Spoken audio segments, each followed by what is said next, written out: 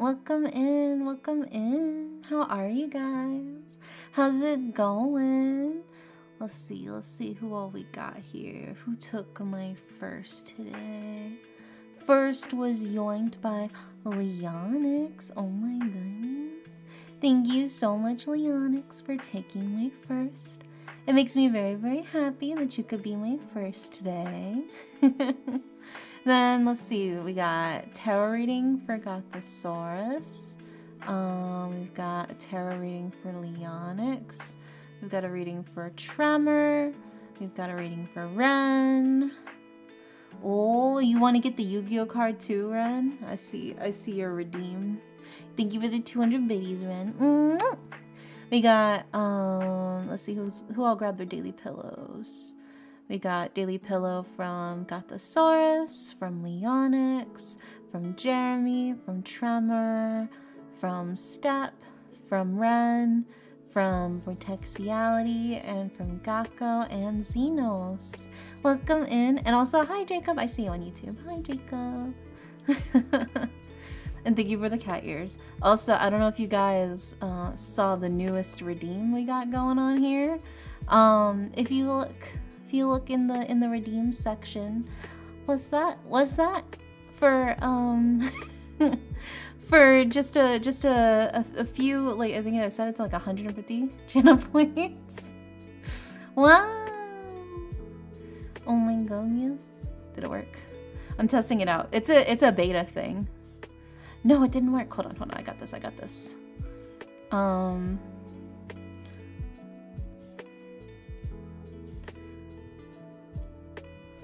Let's see, and then let's see. There we go. Okay, that should be all of them now. All of them have been summoned now. We're all caught up on the summoning. Yeah, so I did a beta thing. This is a new program that runs the Shimeji. So I have it connected to Twitch through Mixup. Try not to. Yeah, it's supposed to auto summon them. But it's specifically, yeah, it's an alpha version of it, so we're testing it out right now. I'm basically the beta tester for for this application to see how well it works in conjunction with Twitch. But right now it has it set so it picks a random one that's on the floor, and then summons one of another one either through the split or the pull up. Yeah, so if there's any quirks, we'll address it so I can let the dev know. But yeah. Are you gonna see the lunar eclipse tonight? Oh my gosh, I'm so excited. I'm hoping I can finish all of the tarot readings in time for the lunar eclipse, because it's apparently the totality for when it starts is right around when I normally finish. So I definitely want to see it. Hopefully there will be clear skies, but yes, I definitely want to see the lunar eclipse tonight. My fingers are crossed. So speaking of, we're gonna start with the first reading of the night, which is for Gothosaurus. And Gothosaurus wants a love reading. Oh my god, Gwen! Welcome in, Gwen. How are you? How's it going? Thank you so much for the raid. What were you guys up to? What was going on over there? You were playing Crosscode? What kind of game is that? Yeah, Punk Fairy Raid. Hope you guys have been doing good. Welcome in. Let me start shuffling my cards. Crosscode, an older platformer with too many puzzles. Oh, dude, I love puzzles in my games, dude. There's just something about solving a good puzzle. It hits. Alright, so we're doing a love reading for Gothosaurus. Maybe try Crosscode? Yeah, I'll have to check it out later for sure. I do love some good puzzles. That's one of the reasons why I like escape the room type stuff, which is why I'm a huge fan of the Zero Escape series 999. Because it is like a whole bunch of puzzles trying to solve your way out of the different rooms. I always find that so much fun. There is something very satisfying about it. Just in general, I think puzzles are fun. You got the source of Yu-Gi-Oh too? Okay, okay. I got you. Let me grab, where are my Yu-Gi-Oh cards? There are my Yu-Gi-Oh cards. We'll throw on a Yu-Gi-Oh card for Got the Source. It's more like isometric view, Legend of Zelda Dungeons and Puzzle Combat. Oh. Yeah, I'll have to check it out later. I do like a good variety of brain teasers. 999's great, dude. I love 999.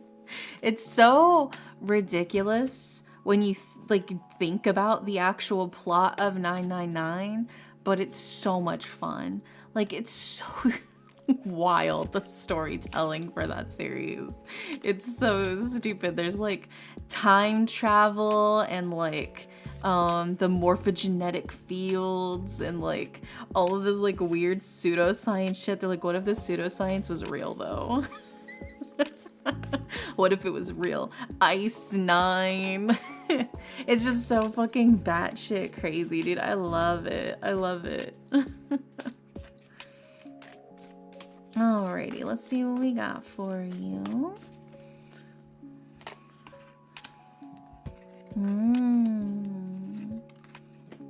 Okay. And then let me get your Yu-Gi-Oh card. I have to undo the red ribbon that I have wrapped around my Yu-Gi-Oh cards to keep them in place. But yeah, the sequels to 999 as well, Virtue's Last Reward and Zero Time Dilemma, they are fucking crazy. I don't think I could fully explain them to somebody who hasn't played before. There's just so much fucking like time travel, alternate universe, like parallel fucking existence shenanigans. In the words of my wife, so the first game is psychic stuff. The second game was time travel. What's the theme of the third game? What do you mean all of the above and aliens? Yeah. Yeah, it's so bizarre, but it's fun. That's why I like it. It doesn't take itself like crazy seriously. You know, going into it, it's kind of silly. Do I have to download anything extra to use your little computer guy? No, no. If you download it through Ko-fi, it has the built-in thing. As long as you have Java. So if you don't have Java, you need to install Java onto your computer. But the actual application to run it is in that little folder with my Shimeji whenever you download the folder. So yeah. As long as you got Java, it's basically like plug and play kind of thing.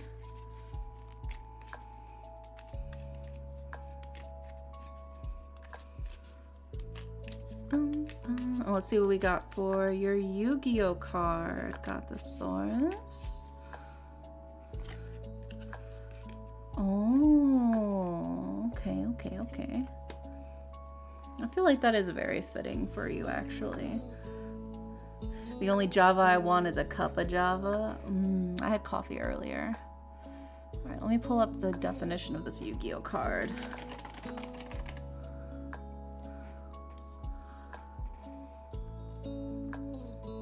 Okay, we got all of the cards for you.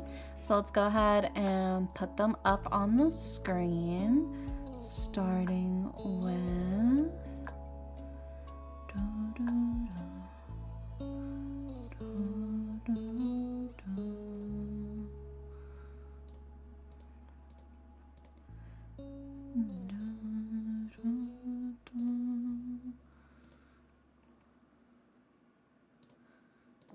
There we go. And then the last card is...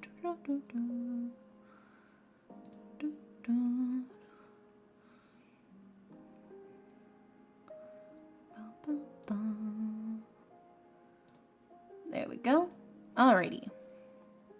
So, we have, in order of left to right for your tarot cards, we have the 9 of Swords, we have the 4 of Swords, and we have the 10 of Coins. And then for your Yu-Gi-Oh card, we have Change of Heart. So, let's go ahead and start breaking these down for you, starting with the 9 of Swords.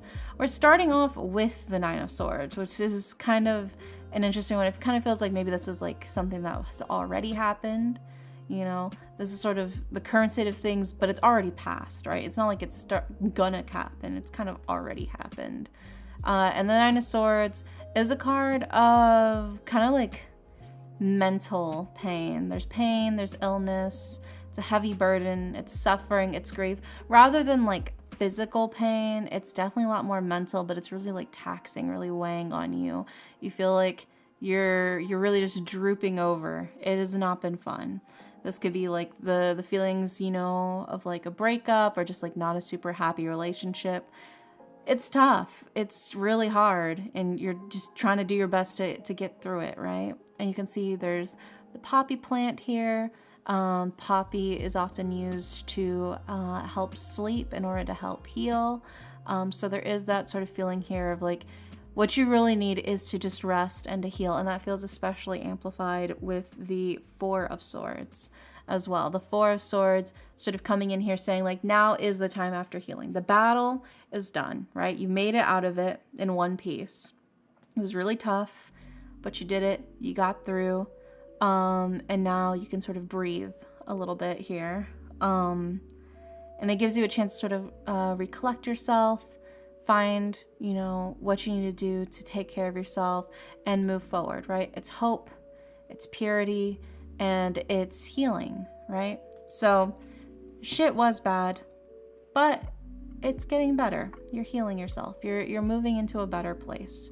And that also feels suggested by the Ten of Coins as well, right?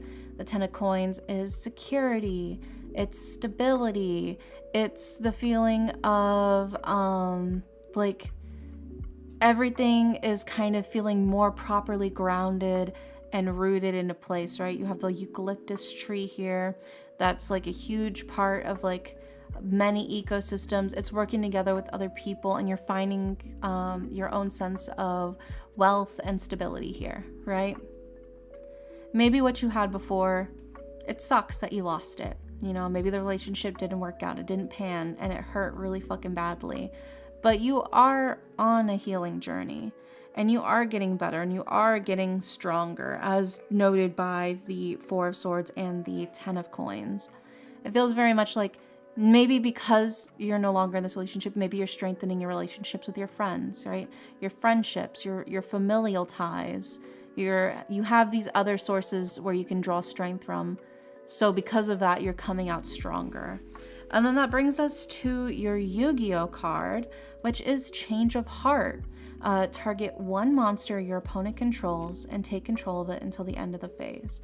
So that's this feeling of like, things can be fickle. Sometimes things don't work out, but that doesn't necessarily mean that they will never work out. It doesn't mean that everything is always going to be against you. You know, I feel like that maybe helps you realize that there's surprisingly more that can be within your control than maybe you realize, and maybe reforging these bonds with your friends and your family after maybe losing out on a rough relationship is kind of helping reiterate that to you, you know? So I would say it's not the end. Maybe this relationship ended and it sucked, but it is not the end all be all. It feels like you are moving forward into a really good place. And so sort of trust the fact that you have probably a lot more power than you realize to move forward in your own life, you know? But yeah, I hope that helps, Gothosaurus. It sounds like things have been tough, but they are getting better, you know? So maybe that'll give you a little boost of encouragement. Yeah. Also, hi CJ, hi Condorcito, welcome in. But yeah. Alright, next up we've got... Next up is Leonix. And Leonix wants a love reading. Did you also want an oracle card, Leonix? Also, hi Regolai, welcome in. Thank you for the head pat, CJ.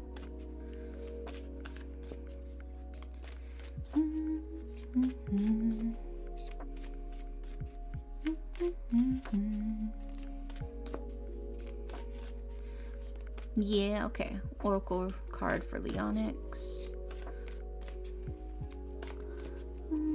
So, love reading for Leonix.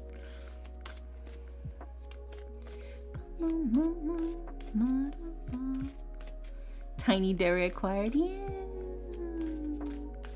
Little fella.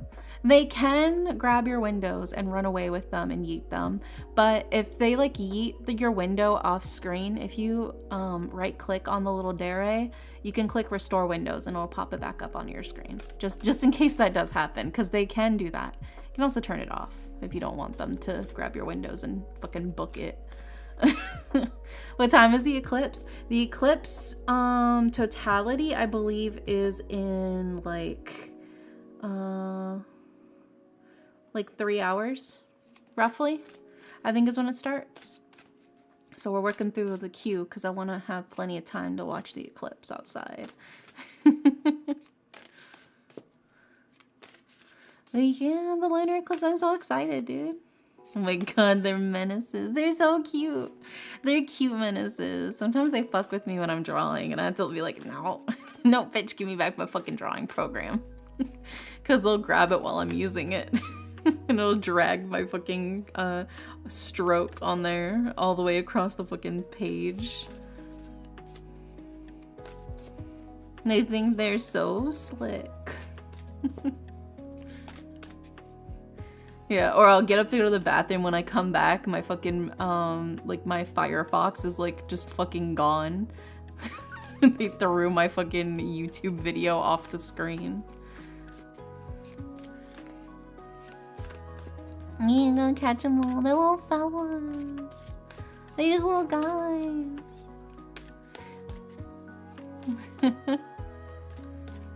I love them.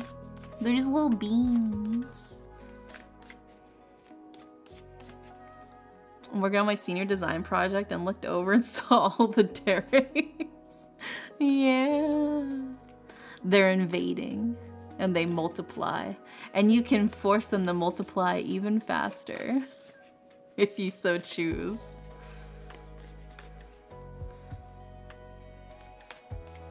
Because they can multiply on their own as well. I still left that intact. I could disable it, but it's kind of funny to see him just go crazy.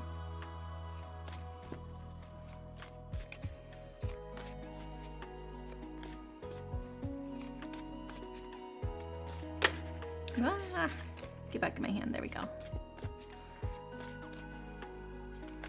Another one summoned.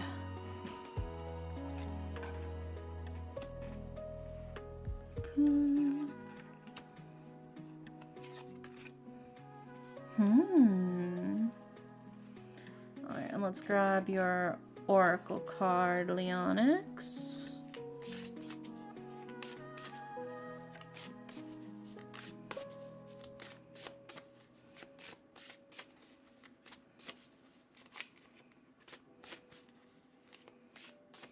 How many Shima Dairies can the stream handle? I guess we'll find out. If they get too laggy, I can dismiss a bunch of them, so it's fine. I have a button I can click where it dismisses all but one of them, so we can start from scratch if there gets to be too many.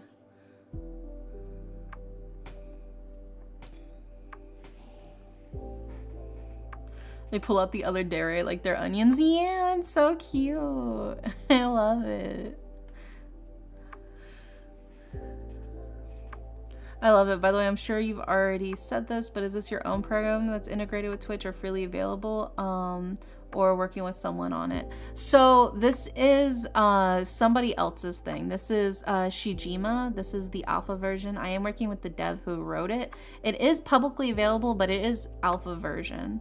But basically, I have Shijima connected through Mix It Up, which is connected as like the middleman between Twitch and Shijima in order for y'all to be able to spam the summons, right? So it is an alpha version and it's an early alpha version, so there's probably some bugs in it, which is why we're testing it, so I can give valuable feedback. I can give a valuable amount of feedback to them about it all.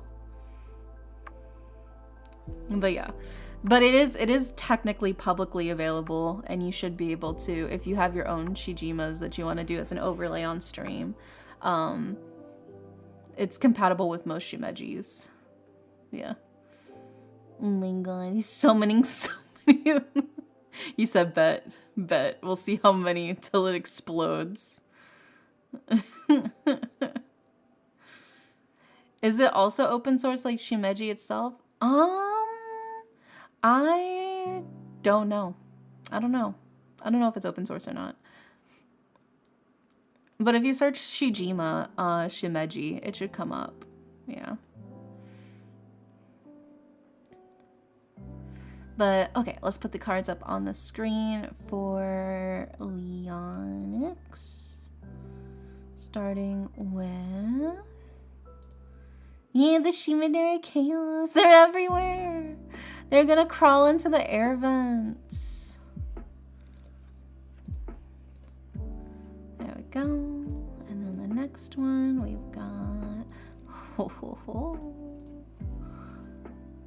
Yeah, I mean, if it gets to be too many and I start seeing it start to wig out a little bit, I can always erase a few of them.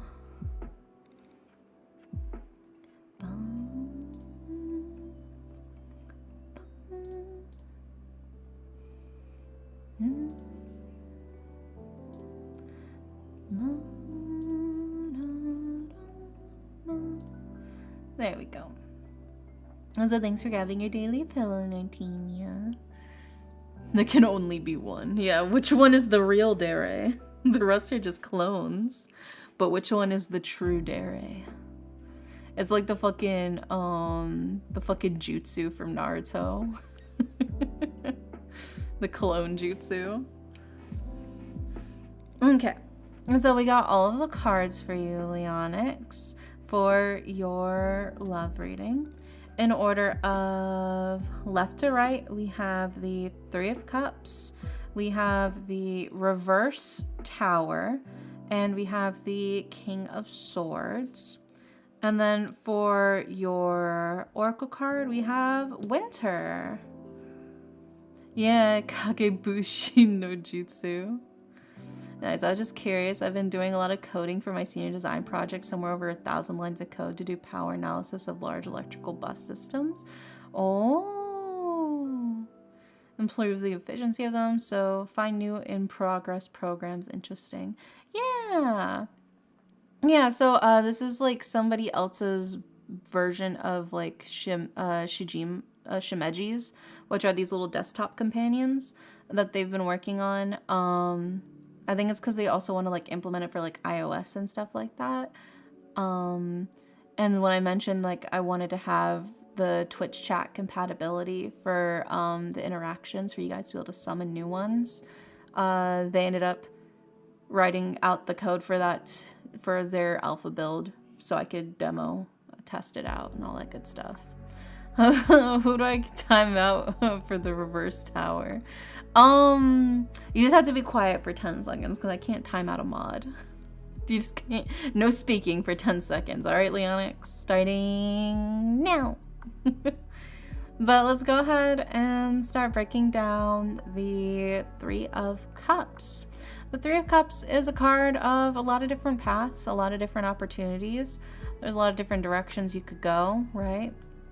But it's also a card of like, there are a lot of options, but you shouldn't really stress too much about what option to take or what option is the best option, you know? It's kind of like all of these choices have their merits to them. You know, pick any one of them and you'll be fine. You'll be just fine, right? All of them have some form of success, you know? We also followed up with the Reverse Tower, which is an interesting one because the Reverse Tower is also a card of like abrupt change rather than like the slow fall of like a normal tower of seeing everything as it's like a slower destruction. And it's reverse. It's very rapid. It's very quick. It's like bam. It's like somebody just fucking sucker punching you out of nowhere, right? It's like, oh shit. That's the Reverse Tower. It's a reckoning. It's painful. It's huge change. It basically completely restructures your way of thinking. This is, instead of it being like think of like the tower as like renovation, right? The tower is like, you know, the bathroom looks kind of shitty. Maybe we can renovate the bathroom, right? So you knock down a couple walls, you replace some stuff, you tile the new bathroom. Voila, new bathroom. But in its reverse, it's, hey, why don't we tear down the whole fucking house and rebuild the house from scratch, right? Completely different, huge, massive change. And for the better, you're getting a brand new house, but also like, holy shit, like this is a lot. This is a lot. But then we also bring it up with the King of Swords. And the King of Swords is an interesting one because normally this wouldn't really, I wouldn't think of you when I think of the King of Swords. Because the King of Swords tends to come across as maybe a little bit cold, maybe a little bit aloof. They're very blunt, very cold. I mean, they're caring, but they're not exactly very like warm people. They're very, you know, they keep their blade close to them because they don't want to get hurt, right? Which makes me feel like maybe this has to do with how you react to somebody after maybe the ending or realization from a relationship. Maybe something just really didn't go well. Maybe it freezes your heart a little bit, at least in the case of this specific person. I feel like maybe that is the case because we also have Winter, right, as your Oracle card.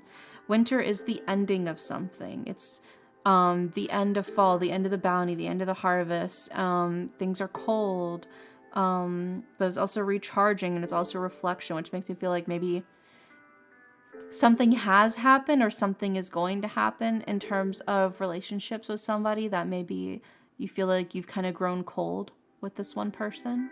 Maybe you've gotten a little bit sharper against this one person because you feel like they're maybe not treating you with the same dedication and love and care and respect that you've been giving them. And it feels like maybe they're just using you, and maybe you've just gotten sick of it and you're like, you know what? I'm cutting the ties. I'm cutting off my emotional fountain for them. They're not getting any more of me, right? And maybe this is the time for you to like withdraw and heal. That's how I'm kind of feeling. I'm interpreting this. It's like it's the last straw for you in a sense. So I guess do with that as you will, but be careful, you know? You deserve somebody who gives you the same vibes back that you give them, the same energy. You need somebody to match your freak, you know? But I believe in you, Leonix. But very interesting to have this combination. It does feel to me like it's kind of like the last straw in a situation. So just be careful. It's a lot of shimaderis. They're living their lives. They're just little fellas. You say there's so many of them and then you summon more. If it starts to get too much, I can always remove more. Look at that. They're going crazy. They're breeding like crazy. Sounds like rough stuff may be coming up. Yeah, maybe. Whatever the case is, it feels like you do put an end to it. All right, whatever bullshit it may be, it feels like you do put an end to it. Hopefully it gets resolved peacefully, but it does seem like it does kind of change you a little bit as a person. It's hard now to even tell where the new ones are popping up. Yeah, there's so many of them. But I hope that helps, Leonix. Maybe that just gives you like a little bit of like insight for kind of what to expect, what may be happening, you know? But yeah. Next up we've got Tremor. And Tremor wants a general reading. Maybe they should have rabbit ears. Because they breed like rabbits, is that what you're saying? They just have their own little talents, you know? They're doing their own little thing. Who can blame them? Alright, yeah, next up is Tremor, and Tremor wants a general reading.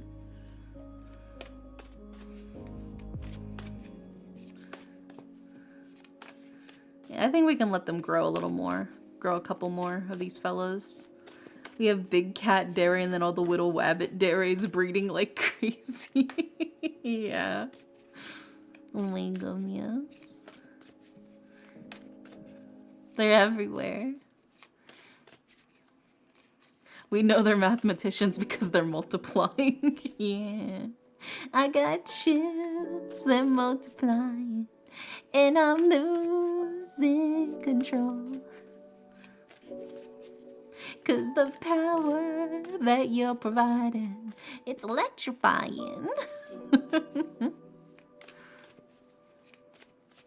Man, I haven't seen that movie in so fucking long. I should watch that again soon. Well, let's see what we got here. Bum, bum, bum, bum, bum.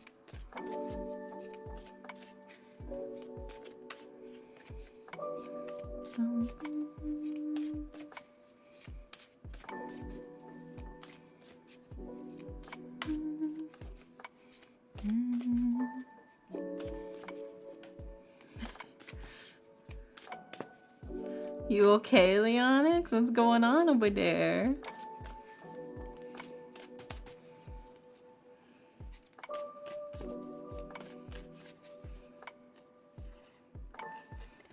Yeah, what's up?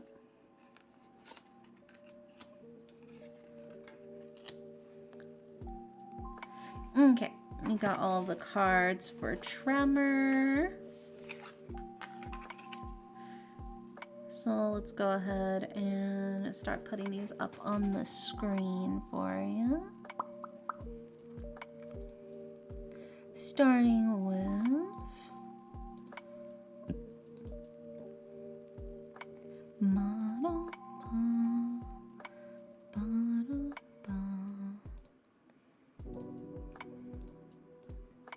I was cutting out a character from background in Clip Studio Paint and I misclicked, so I completed the loop after like halfway.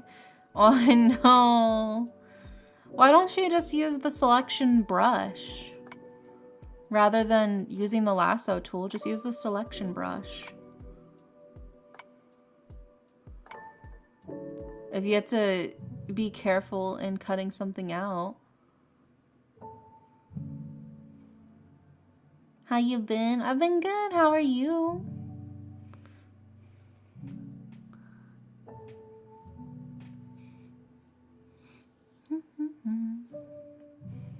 Yeah, if you have to select a complicated shapes, Leonix, can you do a loop with a brush? What do you mean? What do you mean, can you do a loop? Also, hi, Carrie. Welcome in. Next up, we've got the cups, and that is boop, boop. And then next up, we have the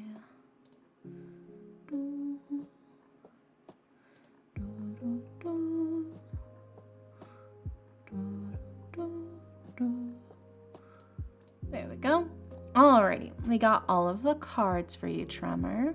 So for your general reading, in order of left to right, we have the 9 of coins, we have the 6 of cups, and we have the Knight of wands. So let's go ahead and start breaking this down for you for your general reading, starting with the 9 of coins. The 9 of coins is a card of kind of doing some shit for yourself, right? You're taking your time to just delve and enjoy the things that bring you joy. You're not trying to do anything else but the things that spark joy for you, right? Taking it easy. Enjoying what, you know, where your own interests lie. It's taking that time for yourself. Because in its reverse, it's normally like a card of like overworking yourself or like burnout.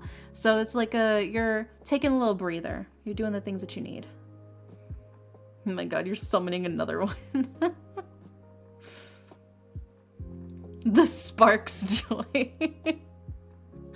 Yeah, I can see a lot of them. All right, and then we followed up as well with the Six of Cups.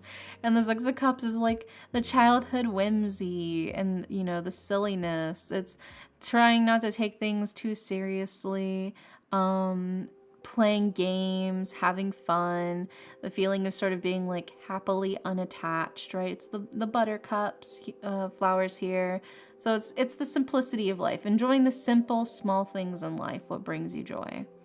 And then also following it up as well, finally, with the Knight of Wands. And the Knight of Wands is a card of passion. It is a card of somebody who's ready to fight for what's important to them, maybe a bit hot-blooded. You know, it's pretty easy to get you riled up in a variety of ways. Like things that get you really pumped, things that get you really worked up. You definitely, it feels like your emotions are kind of front and center right now, taking care to just feel things out as they happen and do what comes to mind. You know, you're not trying to do anything complicated. You're not trying to do anything super complex. You're just kind of trying to live your life right now. You're trying to live the slow life. You're trying to live the simple life. You're just trying to do what you think is best for you. And you're fighting to preserve that. It feels very much like. And I mean, honestly, this is a pretty solid reading for a general reading. It does feel very much like the cards are like, you are trying really hard to embrace and feed your inner child, which I feel like a lot of us need to do right now. Just taking that breather to just try and feed our inner child, you know? I'm back and now playing the Tarot Card Simulator series, Persona 3 Reload. It's my first time. Yeah, I love Persona 3 Reload. Dude, it was so much fun. I really loved that game. It was crazy. But yeah, it feels like you really are just kind of trying to embrace and feed your inner child. Maybe you should like get like the kids menu with the crayon pack at like the next restaurant you go to. I do love those. I got the DLC Personas too. Ooh. Hell yeah. But yeah, I hope that helps, Tremor. It feels like you're on a good path for yourself, trying to feed your inner child. And it feels like it's working, you know?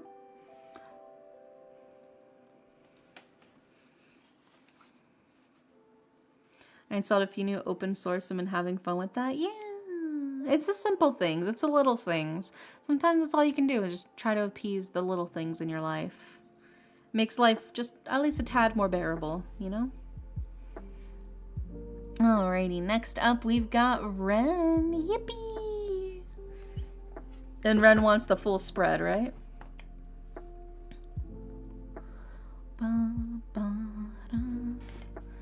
Let me sip my water, so.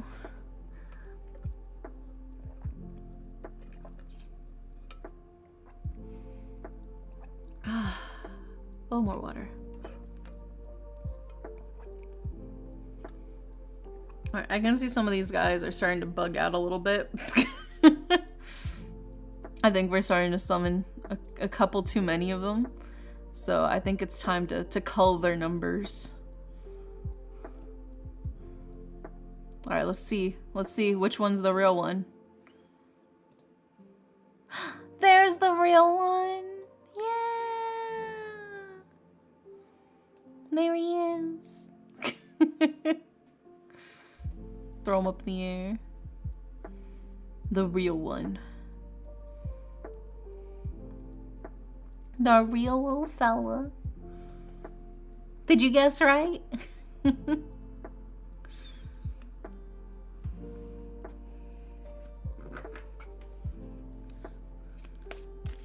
Now let's see what we got for you, Ren, for your general reading.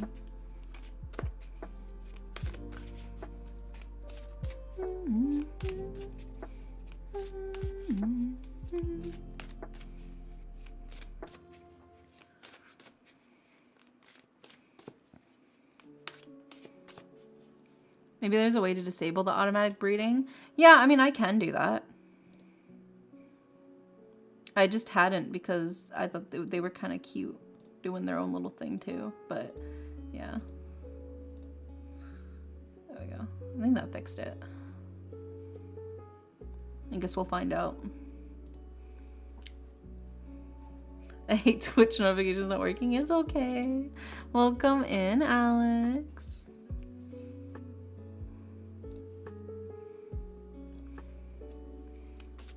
Okay, let's see what we got for you, Ren, for your general reading.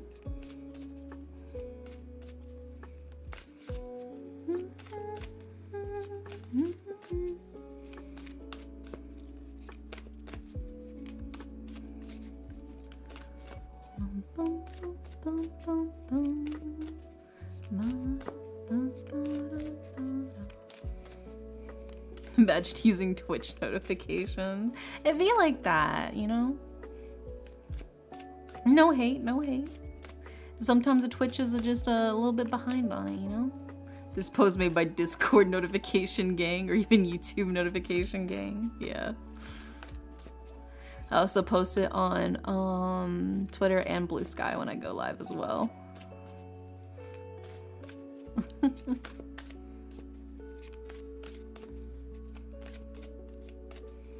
Alright, let's see what we got for you, Ren.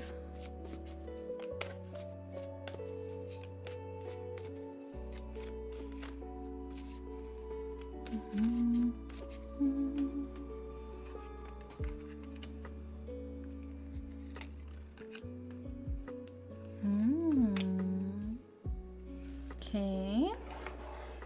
And now let's grab your oracle card.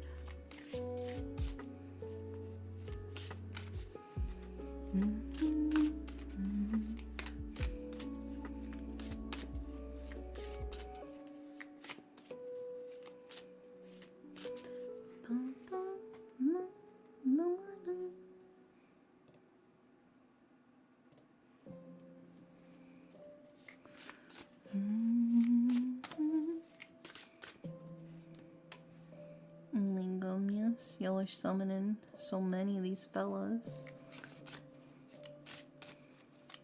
Look at them go.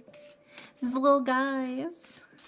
Got a nice cup of hot jasmine tea too. Yeah.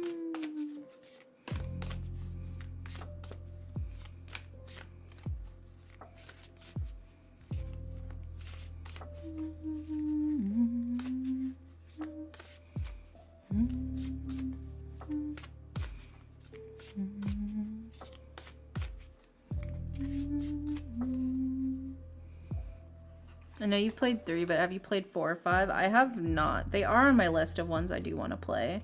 But I know 5 is especially long, which is why I've kind of been putting it off, because I know it's a really long game.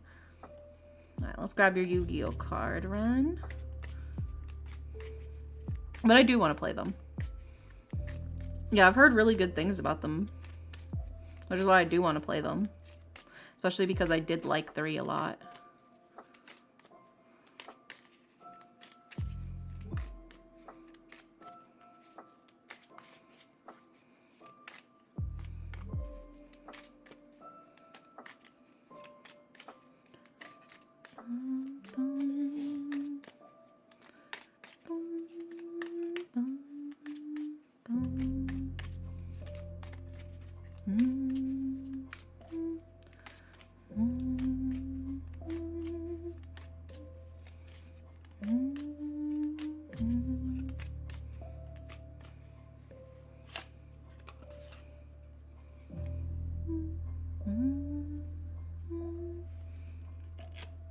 Okay.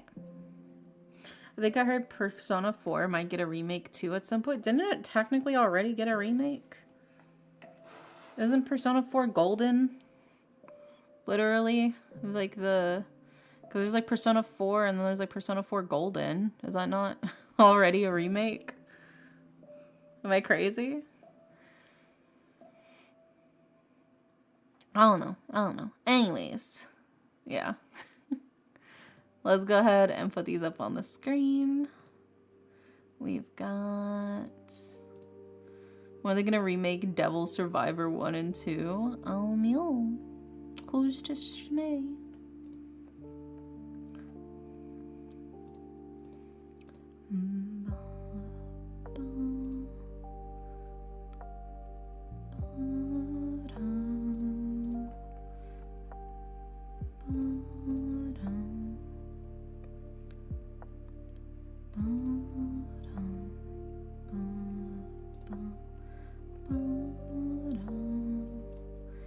go. Alrighty. So, run for your reading in order of left to right. We have the Hermit. We have the Reverse Moon. We have the Page of Wands. And for your Oracle card, we have Trunk, like the trunk of a tree. And then for your Yu-Gi-Oh card, we have Larvas. So, let's go ahead and start breaking this down for you, starting with the Hermit. The Hermit's somebody who tends to kind of keep to themselves, but trusts in, you know, their own knowledge and their own personal experiences, right? The Hermit is somebody who's wise because they've lived through a lot of experiences themselves, right? Versus, say, like the Hierophant, who is more of a spiritual guide. The Hermit's more of like a worldly guide, I guess you could say. Is sort of like the difference between them.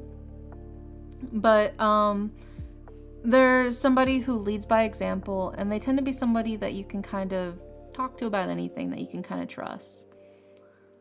And then for your next one, we have the Reverse Moon, which is interesting because the moon is normally like a card of like nighttime. The moon is quietly illuminating the sky, you know, it's dreams, it's intuition, it's the changing of the tides. But in its reverse state, it's like the like gentle darkness of the night kind of feels a lot more cold. It feels a lot more dangerous, like there's something lurking in the shadows. It feels a little bit like bad luck, like you can't see what's behind you, you know? It definitely feels like there is the potential that there's something that you're not seeing, and that could be something not great for you, right? So there's something sus, basically. That's what the reverse moon's kind of saying. It's like, there's something a little suspicious here. Just be careful, you know? Maybe grab a flashlight or something. And then we followed up with the Page of Wands. And the Page of Wands is somebody who's at the start of their journey, right? They don't have a ton of experience, but they're starting, they're walking their path, they're moving forward, right? They're somebody who is ready to learn and become enlightened as they move forward with their life, as they gain these worldly experiences. So it feels like you need a guide. You need somebody you can trust. You need somebody who's loyal and reliable, right? In order to help guide you through what you don't know, right? You can't do it all on your own, especially with the world being kind of a dark and a scary place. So the best thing for you to do is to find the Hermit that you can rely on, who has these experiences that you can go to and be like, hey, what should I do? I'm going to come across these bumps in the road. I'd really like your advice on how to handle it, right? And that feels especially sort of like reaffirmed with your Oracle card, which is Trunk, like the trunk of a tree, which is stability, loyalty, and reliability. A tree trunk is not only giving the stability to the actual tree itself to hold it up, but it's also like a home for so many different other animals and creatures in the area, to give shelter, to give food. It's a necessary part of the ecosystem, right? Without it, a lot of animals would lose their homes. So I feel like that's especially so, like, you need that like true stability and strength from somebody else. In order to keep you safe, who has that knowledge, you know, who can sort of shelter you from some of the rougher elements of life, right? They can't shelter you from everything, but they can shelter you from some of the rougher stuff. And then that brings us to your Yu-Gi-Oh card, Larvas. A fast-moving, bird-like creature that strangles opposing monsters with its long, thin arms. To me, this feels like there is kind of something a little sus out here. There's something that's kind of trying to get in your way, that is trying to maybe get a stranglehold on you. Don't let it. I mean, easier said than done, right? Easier said than done to be like, don't let it get to you. But this is kind of saying, like, there is something, right? The reverse moon isn't crazy. There's something out there that I feel is kind of maybe trying to counteract what you're trying to do for yourself. So I'd recommend, you know, be careful, do what you can for yourself, but also that you don't have to do it alone, right? Find your tree trunk, find your hermit, you know, and that'll give you the knowledge to equip yourself better when encountering the larvas in the wild, you know? But I hope that helps. I hope that helps, Ren. You know, you don't have to deal with it all by yourself. And I think that's sort of the key thing here is trust in the knowledge and abilities of others to get you through what may be tough, you know? But there's a little something, you know, a little sussy-wussy, if you will. Okay, next up we've got...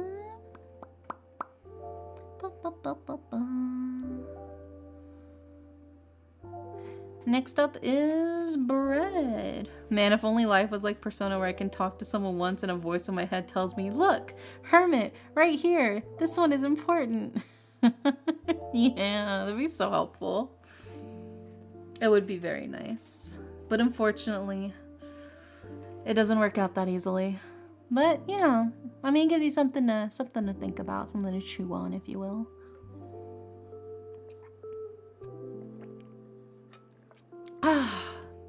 Alright, next up is bread. Bread, are you here? God, I wish, or better yet, I want to know which of the major arcana I am. Personally, I do think I am the hermit. I think out of all the major arcana, the one I do align with the most is the hermit card. I don't know if I'm your hermit, but I am the hermit. Usually in tarot art that I draw myself in, I usually portray myself as the hermit. And it's not just because I don't touch grass, all right? It's not just because I don't leave my room. I have other reasons. Thank you for the head pats, Red. All right, is Bread here? Bread! Bread! If you're not here, Bread, we're skipping you.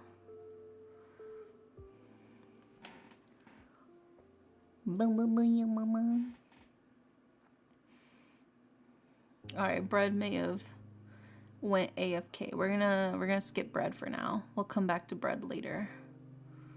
Hermit, quick, social link.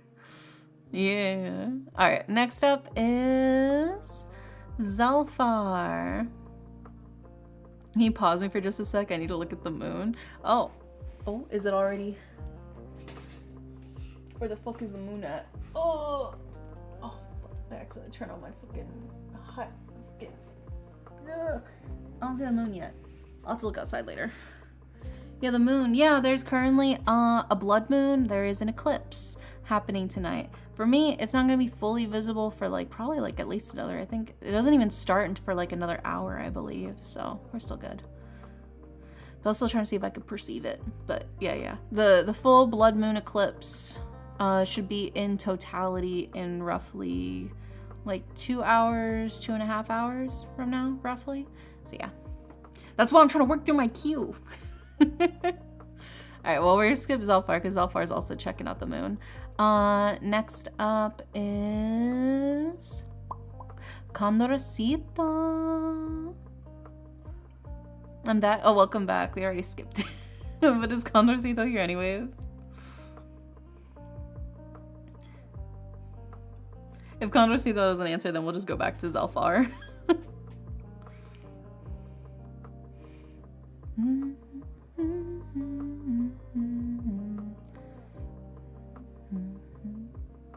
Alright. We'll just go back to Zalfar. Alright. Zalfar, you wanted a love reading. I got you. A love reading, huh? Let's see what we got.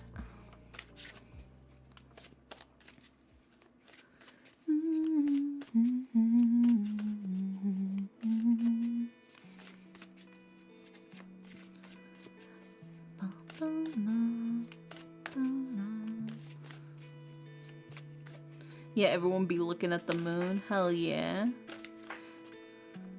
You just want to ask a question? Yeah, what's your question, Kanira? A love update. Ooh. Yeah, we gotta see what happens. I ran outside with no socks and now my feet are cold. Oh no. You gotta get up to the heater.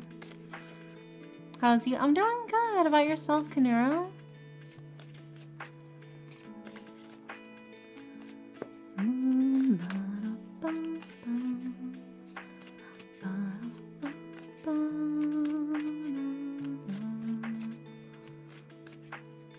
So, love reading for Zelfar. Your voice is so sweet. Thank you so much. You're so sweet.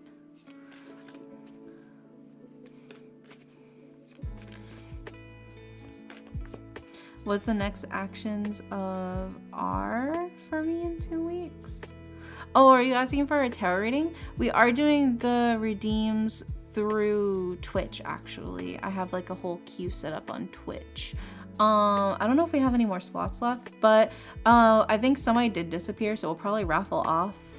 So if you're available towards the end of stream, we'll raffle off whatever slots were unclaimed towards the end of stream, if you want to claim it then. But we are going in order because other people have redeemed as well. Yeah, do we have any more slots left?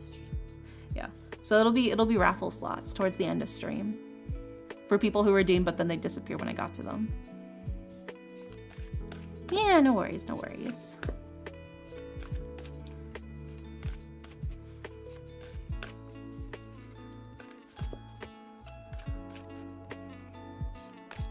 All right, let's see what we got for you, Zelfar, for your love reading.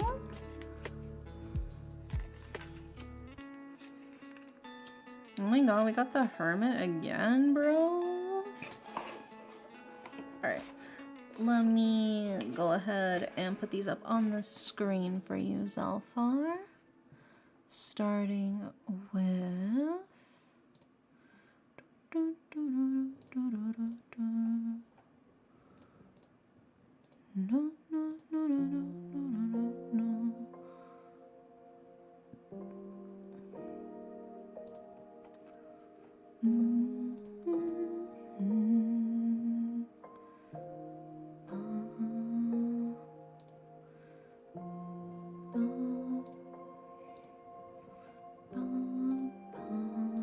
There we go. Alrighty, we got all of the cards for you, Zelfar, for your love reading. So in order of left to right, we have Justice, we have the Hermit, and we have the 9 of Coins. So let's go ahead and start breaking these down for you, starting with Justice, right? Yeah, I guess it's a Hermit's night. Yeah, all the hermits in the house tonight. But let's go ahead and start with Justice, right? Justice is a card about timing, right? It's all about timing, and it's kind of saying like the time is right for you to take action, right?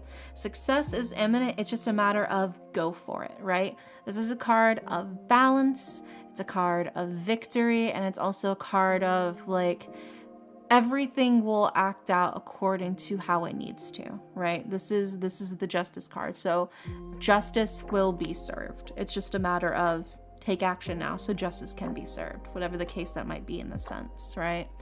But this is a card of action, right? Of your actions will have, you know, either their good consequences or their bad consequences as determined, right? But it is a card of like, go for it. Go for it. Go for it. That is what the Justice card is about. It is do it. Just do it. It's Shia LaBeouf. Just do it. Don't let your dreams be dreams. Also, hi, Swordsman. Welcome in. And then we followed up with the Hermit. And the Hermit is, again, this card of somebody who guides by examples. I'm not pursuing anyone yet. Well, I mean, in this case, it doesn't necessarily mean that you're asking them out. It could be like you're putting yourself into the dating pool. You are actively going out looking for people to ask out. You are actively making it so you're putting yourself out there, whatever the case is, it's taking that step, right? That's what the justice card is about. It's taking that step, not necessarily taking the step to be like, I love you, please go out with me. It's, I'm taking the step to, make a Tinder account, or to finally start messaging people or swiping on people, or for me to do this, like to go get a nice haircut and treat myself so I can feel like on top of my game. Or maybe I go to a fucking boudoir photographer and get some tasteful nudes, whatever the case might be. You're taking the action. You are taking action for yourself. That's what the justice card is about.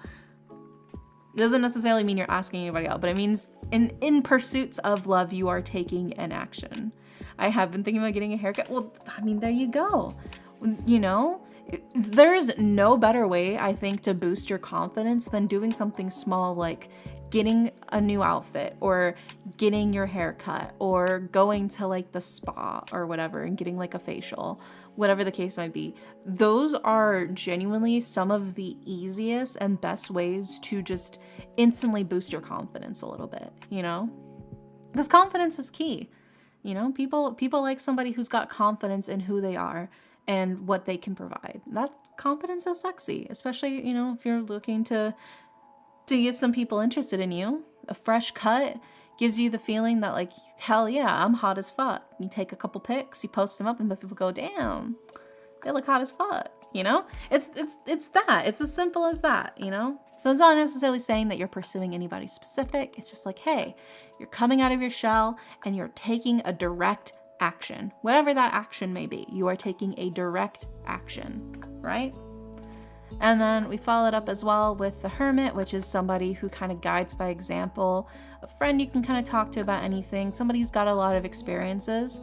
I think maybe, reach out to your player friend, get some advice, tell, if you're thinking about getting a haircut, run the haircut styles by your friends. Hey man, what do you think, which haircut do you think would look best on me? What kind of haircut do you think I could pull off, right? Or, hey, do you know any barbers nearby that you'd recommend that could, give me a nice haircut?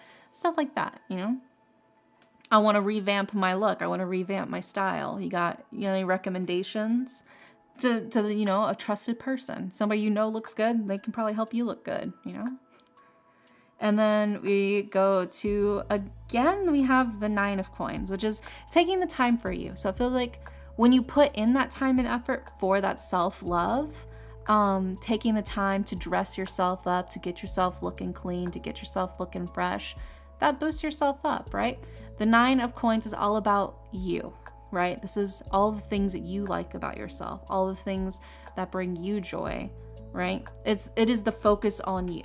Which is why, that's why I said, taking that small step to like get your hair cut, maybe get a new outfit, something small, maybe start a skincare routine, a nice like face mask is so relaxing, dude. I love face masks. It's so good. I love skincare. It's just the small things in your life. Or like, I like to also paint my nails personally. So taking the time to like select the colors that I want to paint on my nails, and then wiping off the old polish, trimming and filing my nails, and then repainting them. It's like a whole process, but when I'm done, it lasts for several weeks and I get to just admire how pretty my nails look, which I mean, I still do. They look so pretty. I love the color I picked out. But that also gives me a sense of confidence as well. Because it's like, oh yeah, my nails look fucking amazing. You guys can't see my nails. I mean, if you look in the Discord, I did post a picture of like my hands. But you guys aren't normally looking at my hands. It's just for me. But it still gives me a sense of confidence, right? And I feel like that's the same way for you as well. It does feel like the cards are telling you, like, if you're on the path looking for love, the best thing you can do for yourself is find a way to boost your own confidence in yourself, right? Take that direct action for you, right? If you feel like, I feel like I just look better with a different haircut, go get your haircut, right? And you're like, I'm not really feeling myself in this outfit. Get an outfit you feel yourself in, Oh, my skin's looking kind of dry, get a face mask, Small things that you feel will boost your own confidence. And there's a lot of them. There's a lot of them. I think just doing these sort of self-care things can be really nice, you know? But yeah, take some you time. And I think that'll reflect as well whenever you do start to pursue other people. You'll have that sort of innate confidence boost to yourself. You're like, I'm feeling my best right now, you know? It's like the same thing like when a girl gets ready for the date, how she like takes the shower, but then she does her hair, and then she does her makeup, and then she picks her outfit, you know? It's all of these small little things that all come together so you feel your best, right? You're picking your best clothes. You're picking like your cutest makeup. You're picking your cutest hairstyle so you can look your best and you can feel your best when you go on the date because you want to look cute. Everybody wants to look cute, regardless of gender. Regardless of gender, everybody wants to feel cute when they go out on a date, right? So what is going to make you feel cute? Maybe for you, you know, maybe ruffles and frills and like, you know, hot pink highlights or whatever isn't your thing. But maybe you feel cute when you wear like a nice little sweater vest or something. Or you feel cute when you wear like some like really nice sneakers that you splurged on. Or maybe you feel cute whenever you get like a nice little clear coat on your nails and you get like a simple manicure. What makes you feel cute? Do it. Because I guarantee when you get it done, you're going to feel cute. And that's going to reflect. And the other person will be like, damn, they look cute as fuck. You know? Same thing. Same thing. So, hi, Nugget. Welcome in. You summon a little fella. Oh, you know, I think they're all on the wall, so I didn't do it. Hold on. There we go. Yeah, if they're all on the walls, it doesn't work, but there we go. I manually summoned one for you. But welcome in. Yeah, I hope that helps. You gotta do the simple things, you know?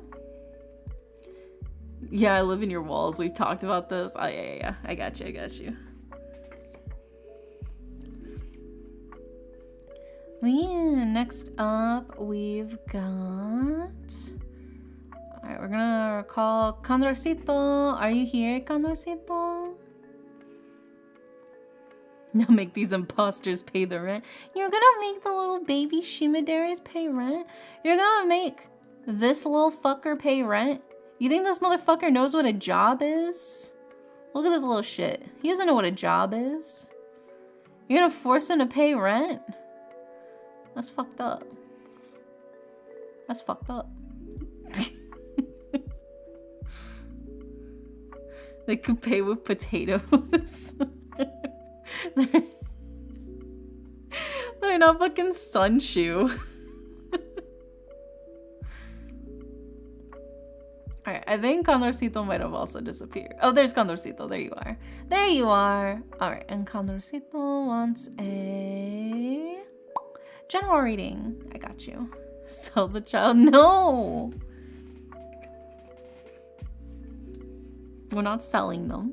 They're babies. These are my children. I sired every one of them. Alright, let's see what we got for your general reading. Not gonna lie, I fell asleep. Well, good morning. Wakey, eggs and bakey. He called you earlier, but you didn't respond. But welcome back to the world of the living.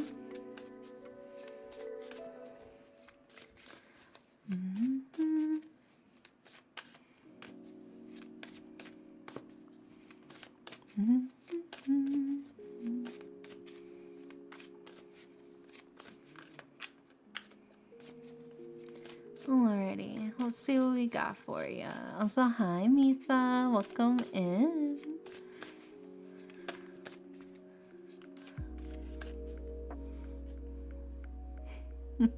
They don't fork the rent money. I'm getting the cast iron out. No, don't hurt them. They're babies. They're just little fellas.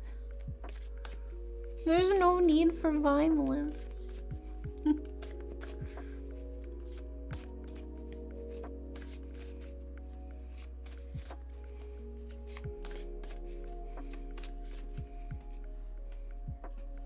Let's see what we got for your general reading.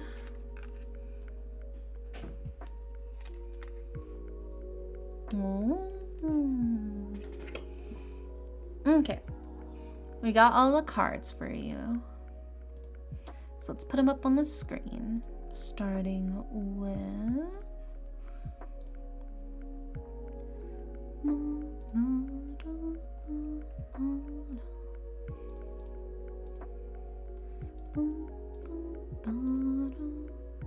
Oh, oops, I did it on the wrong one. Let me just do that again.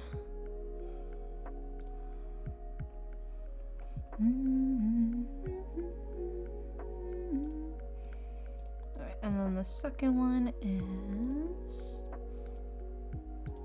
There we go. And then the third one is...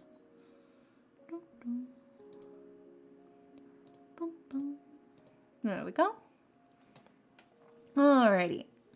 We've got all of the cards for you. So in order of left to right, we have the King of Wands, we have the Ace of Swords, and we have the Three of Wands, reversed specifically. So let's go ahead and start breaking these down for you, starting with the King of Wands. The King of Wands is somebody who is very passionate, very fiery, very electric, very energetic. They're ready to take control of all these different things and make everything happen to the best of their ability. But they're somebody who's very much driven by their passion. They're somebody who uses their passions to move them forward, right? And then that brings us to the Ace of Swords, which is a card of idealism. It's a card of victory. It's a card of fighting to make shit happen, to bring in the good luck.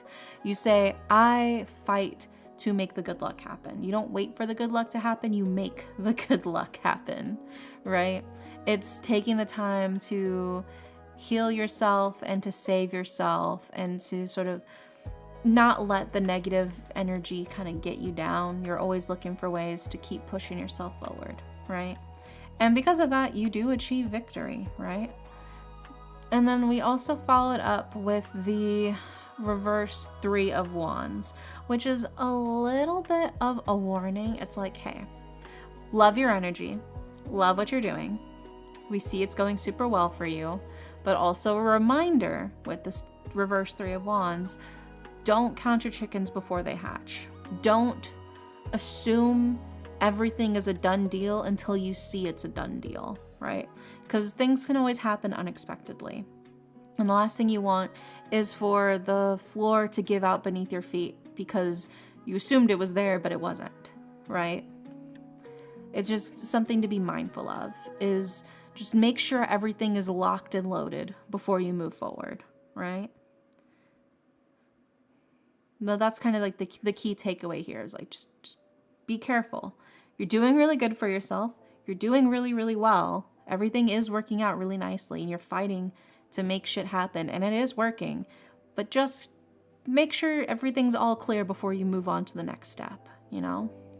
Last thing you want is to assume that something is going to work out and start prepping for the next thing to come, only to realize, oh fuck, it didn't work out. I had to go back to square one and I just fucked myself over, right?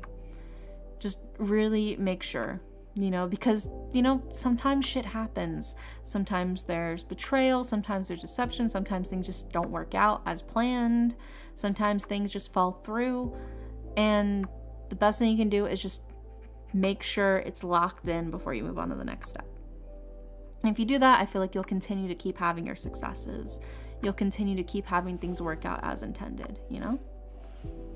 But yeah, I hope that helps, Condorcito.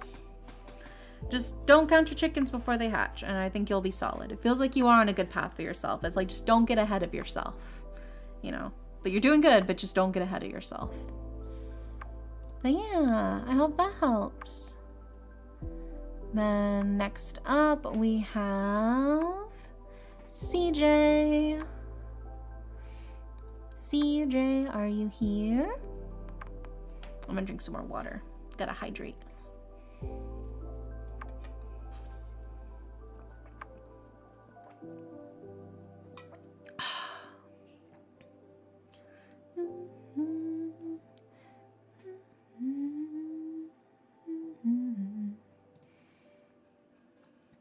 Did CJ disappear? I think CJ disappeared. All right, we'll skip CJ for now. Next up after CJ is Gakko. Oh, there's CJ. Oh, there you are. Okay. CJ. And CJ says, it's okay. It's okay. I was just making sure. All right. And CJ wants a general reading. Did you want an oracle card with it too, CJ?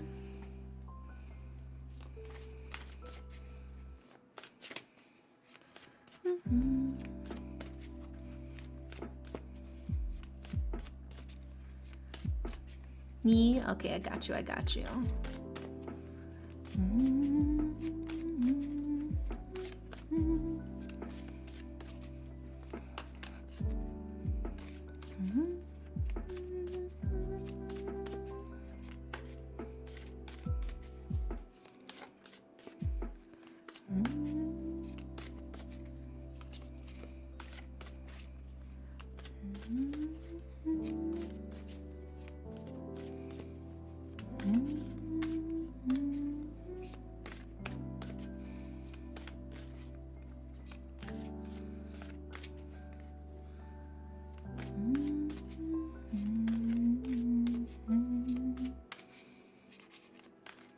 Let's see what we got for you.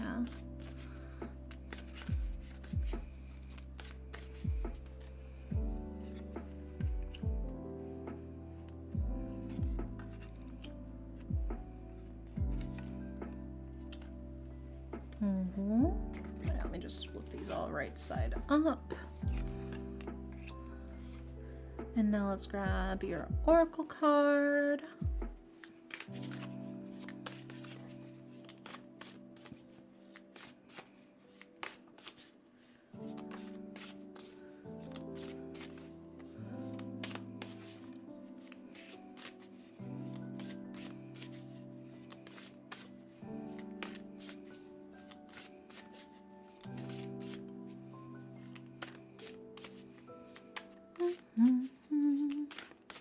Oh my god, Seth.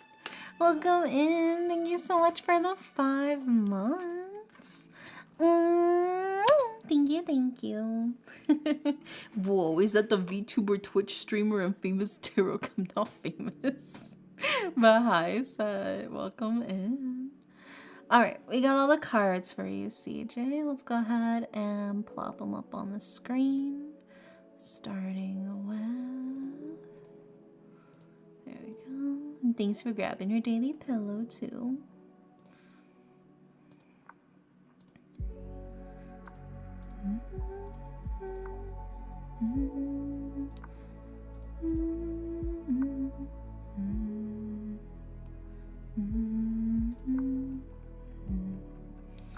Alrighty.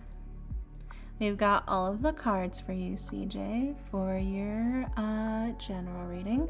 So in order of left to right, we have the Magician, we have the Ace of Wands, and we have the Star. And then for your Oracle card, we have Harvest. So let's go ahead and start breaking these down for you, starting with the Magician.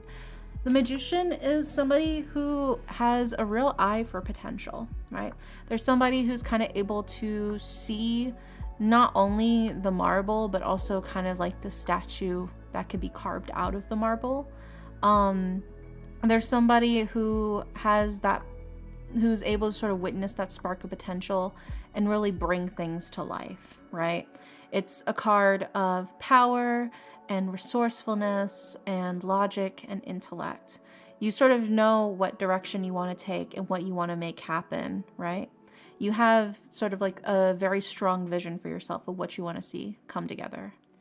And we have the Ace of Wands, which is a really nice card, honestly. The Ace of Wands is a card of good luck. It's a card of hope. It's the start of something new. But it's really like a card of spring, right? It's the time for new beginnings, for new things to happen, for, you know, maybe projects or ideals to start to blossom. And it feels like there's a lot of things that you want to make happen, that you want to help make bloom. And that feels especially like a possibility of what can actually happen because of this Ace of Wands. And then we also have the Star card. The Star actually follows after the Tower, right? After the whole collapse of everything in the story of the Tower, feels like everything's kind of broken down. The Star follows up immediately afterwards with the sense of like transcendence. It's this sort of like spiritual growth, moving forward and sort of blossoming past the hardships, right? It's kind of realizing that you are more than the rough things that have kind of been thrown at you in your life, and sort of transcending that, right? So I feel like it's a card of like hope is not lost, and it feels like you haven't lost your hope, and that's why you kind of get to moving forward, is because you still have like this fragment of hope within you. That's why you're able to still see the potential, in maybe not even just in your own life, but in the lives of others and things that can be done, because you trust that, things will work out. You've sort of surpassed it in a way. You've surpassed your own limits. But also that brings us to your Oracle card, which is Harvest, which is a card of determination and hard work. But it's, harvesting all the things you've taken the time to sow the seeds and to water and to let grow and to, take care of. Now is the time for the final leg of hard work, right? Is actually harvesting it, plucking all of the things that are ready to be taken in, It's still hard work. It is probably the last real chunk of hard work that's left. But you're finally starting to quite literally reap the fruits of your labor, right? You've taken the time, you've taken the energy, and you feel like it's all finally starting to come together, because thank God you're starting to harvest everything that you've planted. And yeah, it's hard work, but it's also rewarding, because you're quite literally getting your rewards. So it feels like you are on a really solid path for yourself. It feels like things are moving in a good direction. It feels like you're making progress. It feels like spring is finally starting to bloom. It feels like all the things you worked so hard to plant in the past are finally starting to come into fruition and grow in the current time and even in the near future as well. So it feels like things are doing good. Things are doing really good for you. Honestly, genuinely. This is a really solid reading, CJ. I'm excited for you. So just keep it up. You're at that finish line. You're at that final stretch. You are still working, right? Harvest does take energy and does take time and effort. But, this is the final stretch of making shit work, So you got this. You got this. I hope that helps, CJ.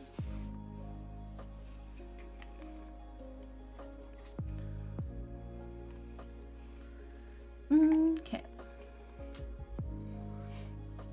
Next up is Gakko genre. Are you here, Gakko?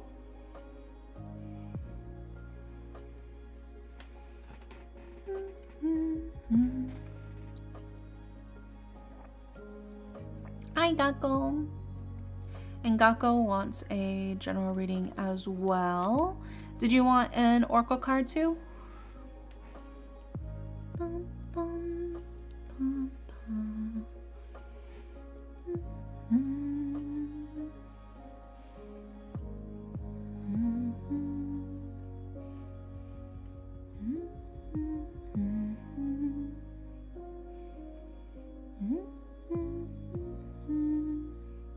Yeah, I got you.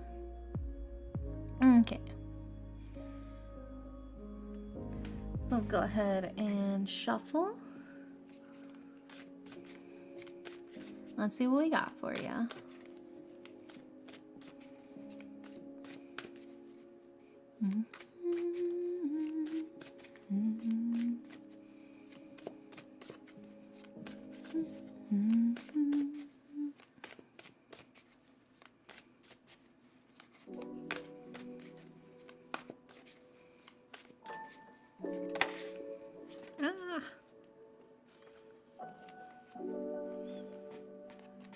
dropped a couple of my cards. Get back in my hand. There we go. All good, all good.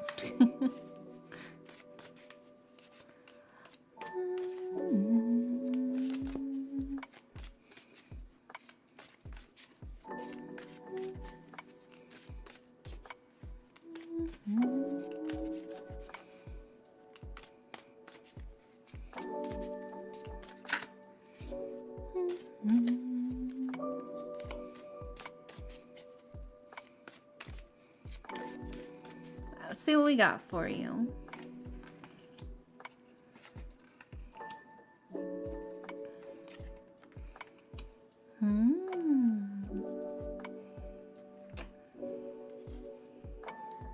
Alright, let's grab your oracle card.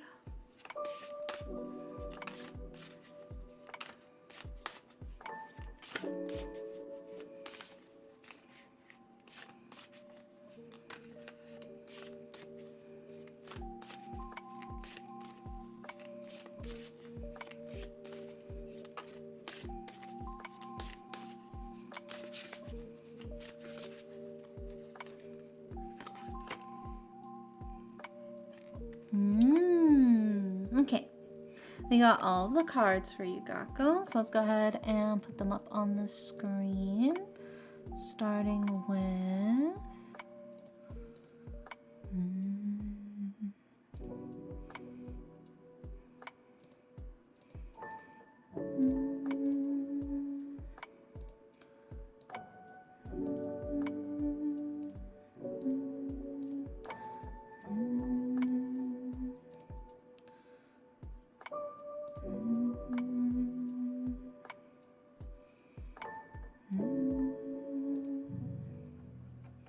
There we go.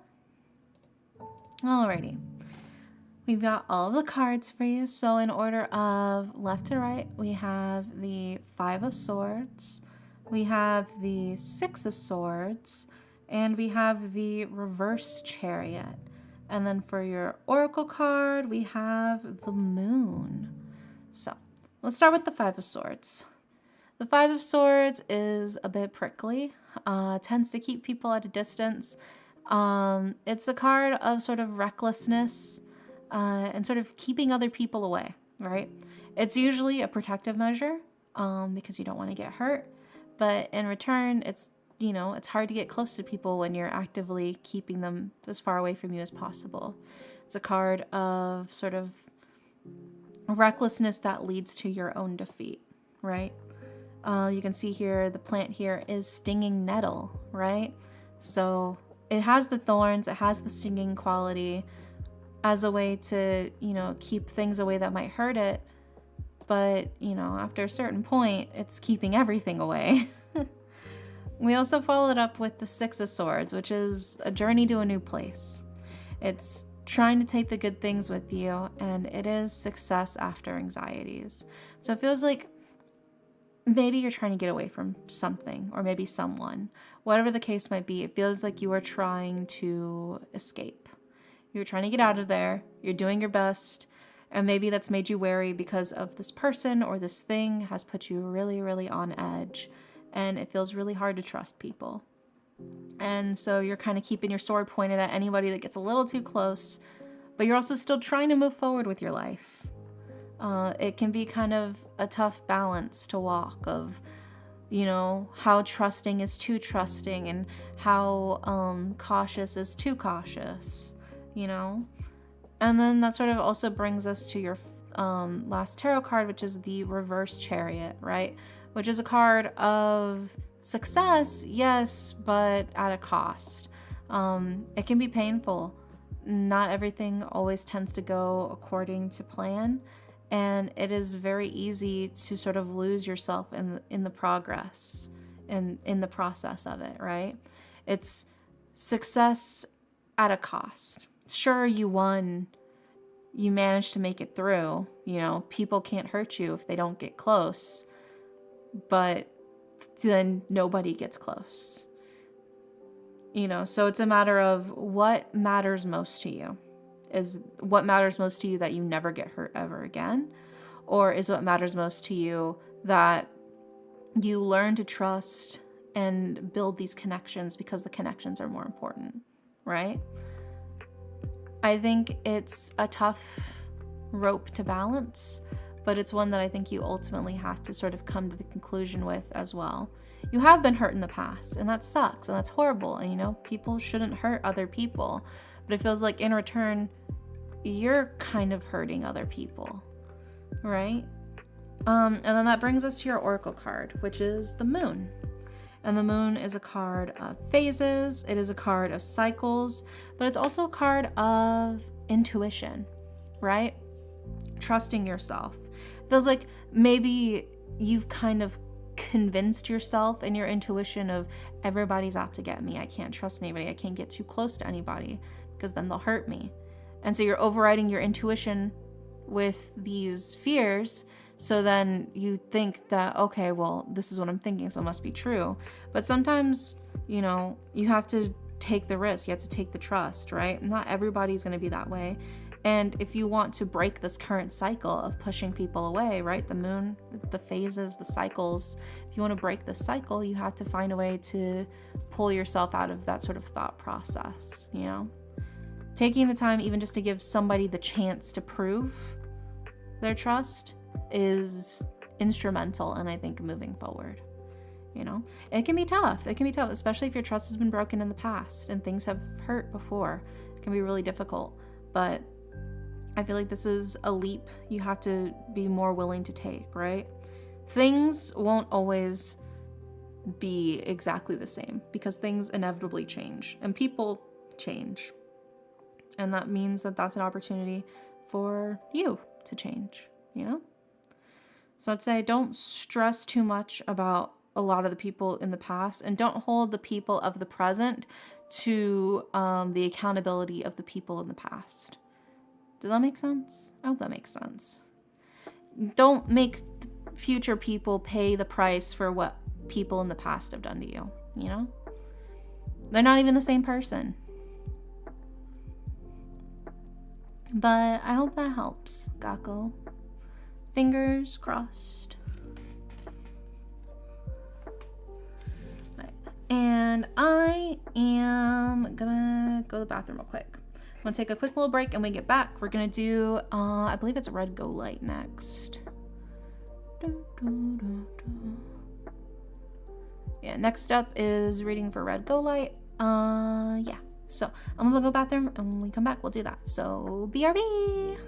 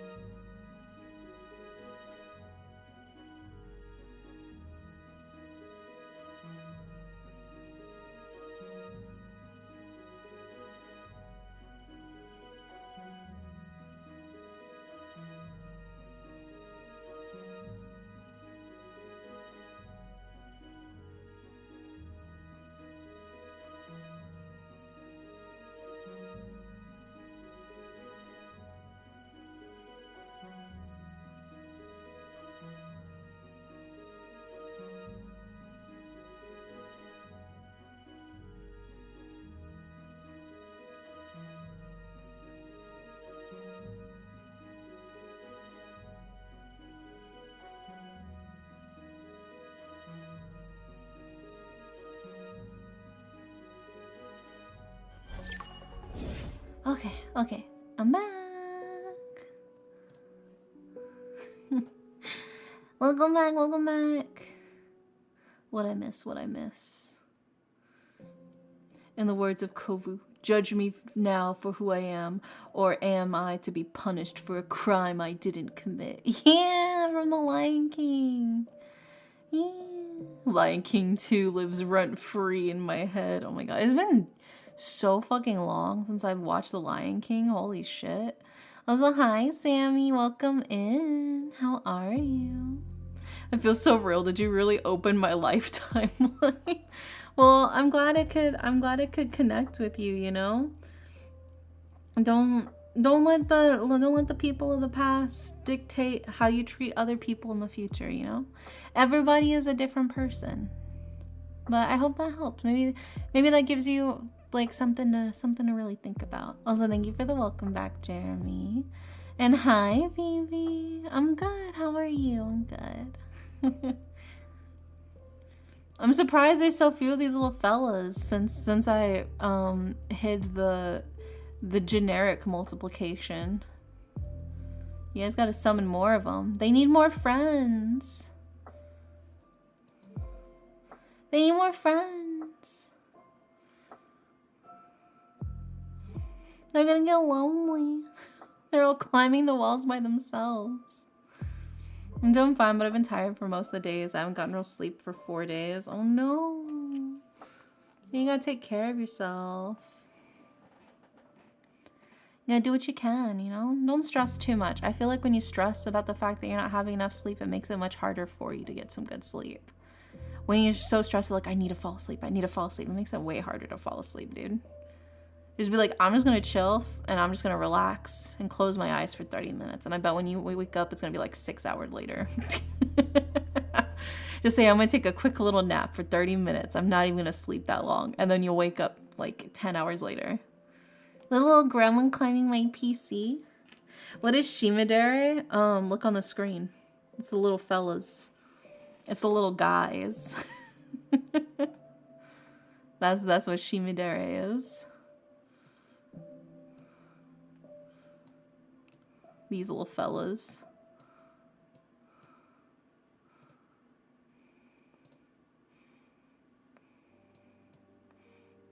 Those are Shimidares. Thank you for the hydrate. Ew.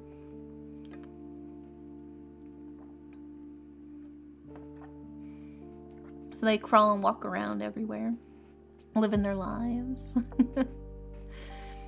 Alrighty, next up on the queue is Red Go Light.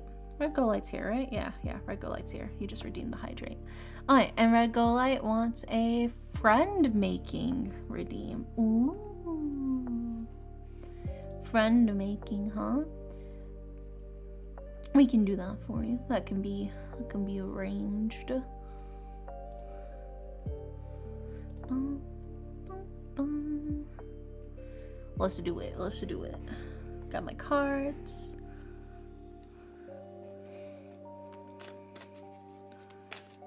Yeah, look at them climbing, little fellas. Why are they all bunched up like that, though? Y'all need to spread the fuck out. There we go. They're just like all sitting behind each other in a line. They just really like that position. There we go.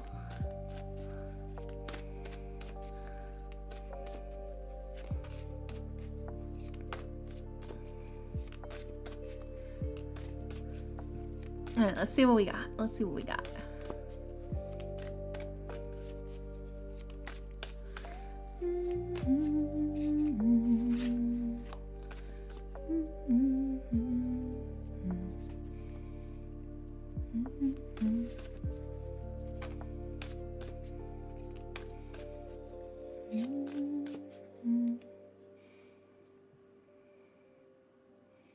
Yeah.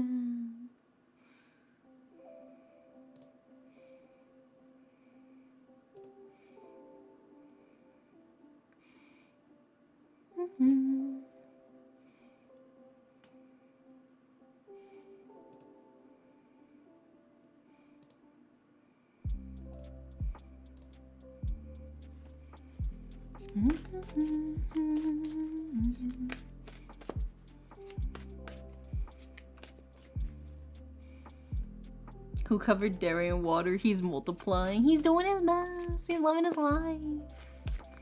He's having a good time. They're climbing the walls.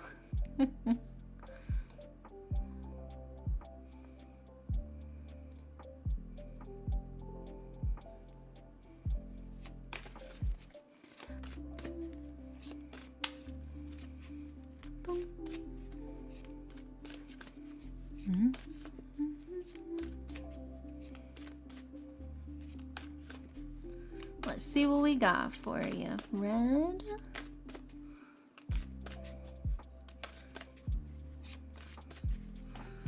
Oh.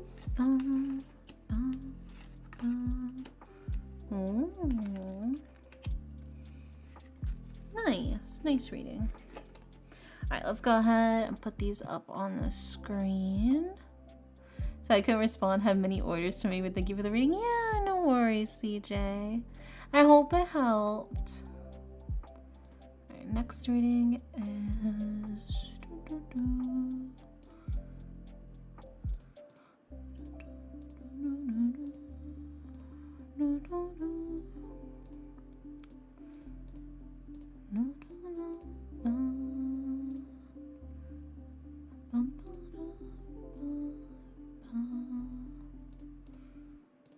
There we go.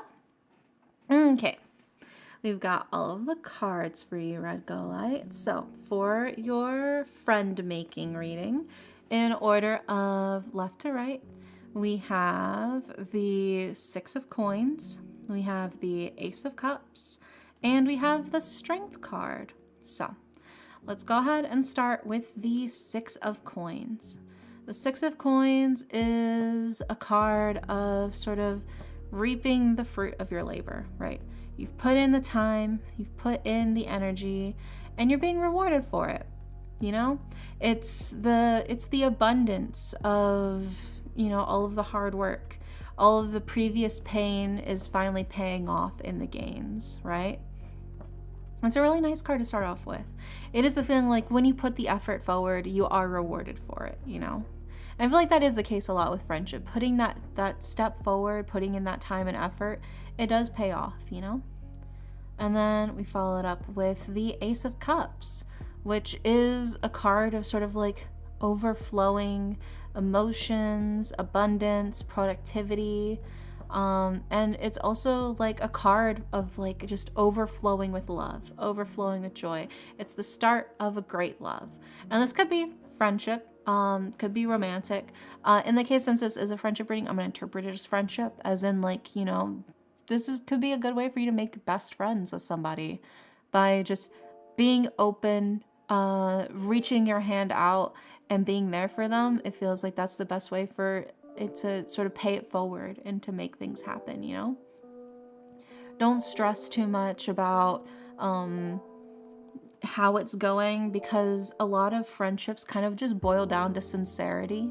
Just being sincerely open with somebody and reaching out to them can mean the world in actually building a relationship. You know, being open with showing people that you care about them and that they mean a lot to you can help immensely with building and strengthening friendships, right? And then that also brings us to your final card, which is Strength, right? And Strength is a bit of a reminder to you that, you know, like, you know, no matter what, you have the ability to make it through anything. There are going to be some people who are probably dicks, who, you know, you reach a hand out to them and they're just not going to take it. And maybe even worse, they might even like, you know, like, oh my God, you're so fucking cringe or whatever. Fuck them, you know? It is not cringe to be like open with your emotions and open with who you are. In fact, it's more cringe to call other people cringe. I'm gonna be real with you. But it is like a whole thing of like, there are going to be some people it doesn't work out. There are going to be some instances where things don't work out. But the Strength card is the reminder to you that you are so much more than that. You have the strength to get through whatever life might throw at you. You have proof of your own character, right? Nobody can make you feel inferior without your consent, kind of thing. You have what it takes. You will find people, you will find like-minded individuals, as long as you just keep reaching out and you try to put something good into the world. As long as you're trying to put something good in the world, something good will always come back, you know? It will always pay off. It always pays to be a good fucking person. Maybe it doesn't feel like it in the initial moment, but it does. It really does, you know?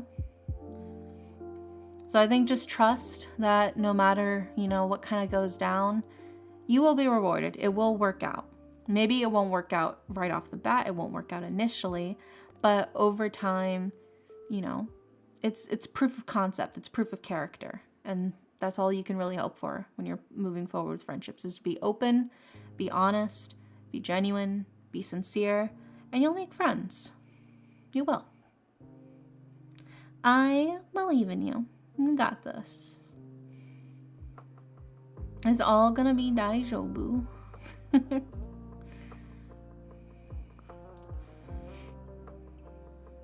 Thank you for the head pats. And burn all your enemies? No, that's not in the cards. That's not in the cards, Alex. That was not there.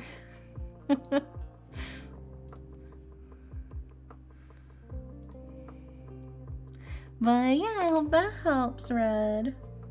Okay, let's see. I know we did skip over one person. Let's go back and see who we missed.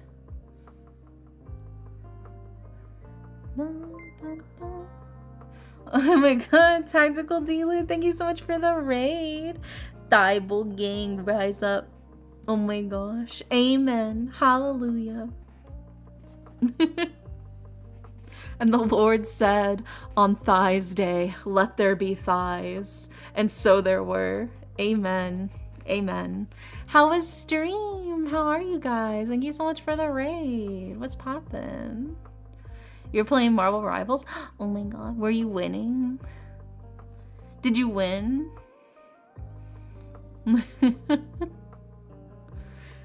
24 tarot magic in the air tonight. Yeah. Come get comfy, Raiders. Warm drinks are on the stove. Yeah, we got hot cocoa, we got tea, we got coffee, we got juice. You know, I think we still got some juice in the fridge. Oh my god, I had some fucking apple juice boxes in the fridge. I demolished those fuckers, dude. I fucking love the little juice boxes. There's something about those shits. They I don't know, they put fucking crack cocaine in those things. Apple juice just tastes so much better in a juice box than it does just like poured into a glass. I don't know what they do to it. I don't know what they line the fucking cardboard containers with. There's something about it though. It's something magical. I don't know. It's fucking good. Apple juice over orange juice. I mean, there's no need to start fights. Both ladies are beautiful, right? In the mornings, I love a really nice, crisp, tart orange juice with my breakfast, you know? It helps cut some of the fattiness, you know, if I'm making like homemade French toast or something, or I'm having scrambled eggs with cheese and toast, you know? It's so good to help sort of like brighten everything up. But if I'm just chilling, you know, chilling in the evening, or it's a hot day outside and you get that nice cold apple juice, they're both beautiful ladies. I could never pit two bad bitches against each other. Apple juice and orange juice. I'm also a fan of cranberry juice. I'm also a fan of grape juice. I'm also a fan of pineapple juice. A bitch loves juices. What can I say? It really be like that. Crisp $5 bill because $5 is $5. I mean, think about how much juice you could buy with $5. In this economy, that's like, I mean, you can get like two things of juice for $5. Then you get like the you know, like the big bottles for like $2.50 each. That's like 2 for $5 deal. I mean, $5 gets you 2 giant things of juice. It's a pretty good deal. Nice Kool-Aid is so refreshing. I do enjoy a solid Kool-Aid. But I think if I had to pick between Kool-Aid and like juices, I think I tend to go more for the juice personally. But you know, if somebody offers me like Kool-Aid, I'm not gonna tell them no. Is a hot dog a taco? No. Different, you know, like things. There's like different bread types, you know? Like that's like saying, is a hot dog bun the same as a tortilla? Like no, they're completely different breads, you know? They're held the same way, but they're completely different. Don't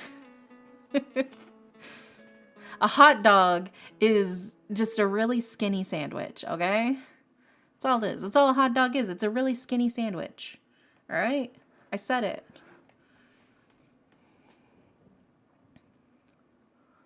I downed 2 packs of Capri Suns. Oh, dude, Capri Suns are so fucking good. I love Capri Suns. Oh, yeah, we're doing a final call for Bread. Bread, are you here? Bread. If you're not here, Bread, we're going to give away your reading to somebody else. Jesus Christ, talking about tortillas and tacos is making me hungry. Oh my god, yes. I would stone cold kill a man for some solid fucking tacos right now. Absolutely. I would destroy somebody for just like 5 tacos. With like some cilantro and like lime and shit. Is there a raffle slot? There's about to be if Bread don't answer. I don't have tacos right now. I'm so jealous. You know what I want to try? I want to try those like burger tacos. Have you guys seen those? They were like trending. People would get like the hamburger meat and like put it on the tortilla and then press it flat on the grill. So they make like smash burger tacos, and they like, you know, and then once it's fully cooked, they would get the all of like the toppings and the seasonings and put it on there. I want it. I want to eat it. I want a smash burger taco. I want it with the sauce. Oh, it'd be so good. All right, I think Bread has disappeared into the ether. So, for those of you in chat, if you have not had a reading yet from me today and you would like one, we're gonna be doing raffle slots from now on. I am thinking of a number between 1 through 10, and the first person to guess it can get the reading.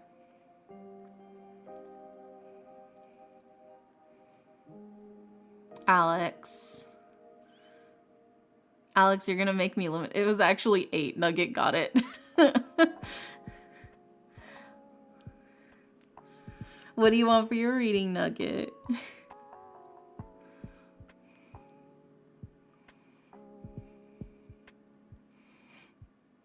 W.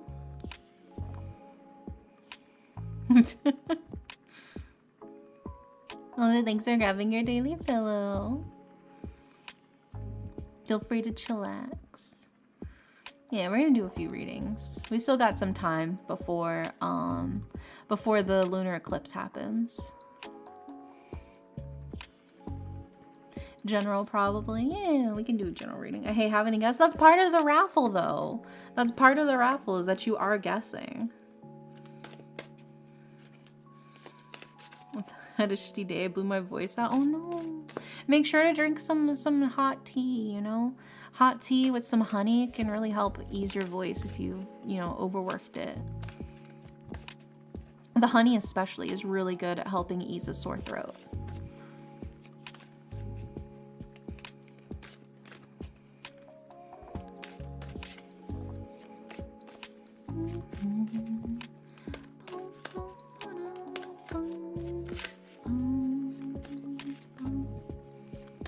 Let's see what we got for you.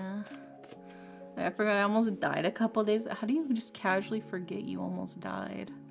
Am I missing something?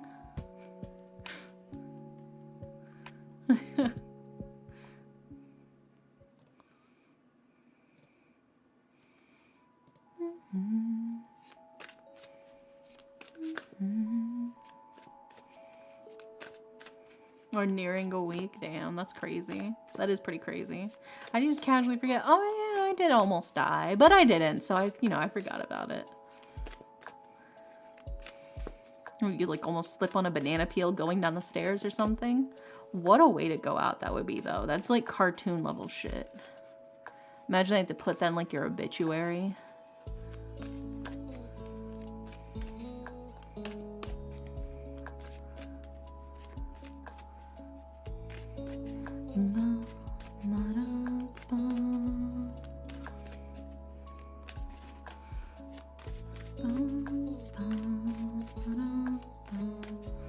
I had 3 nosebleeds back to back to back, and it was basically a lot of blood loss. Oh no, that's not good. I know sometimes when I get nosebleeds, it's because the air here is really dry, which is why I have my humidifier on my desk. Oh my god, you want the full spread, Nugget? Is that what's up? I got you. Ah, almost dropped all my cards. There we go. Yeah, you gotta be careful. My little brother used to get nosebleeds a lot too. Make sure you don't tilt your head up when you have a nosebleed, okay?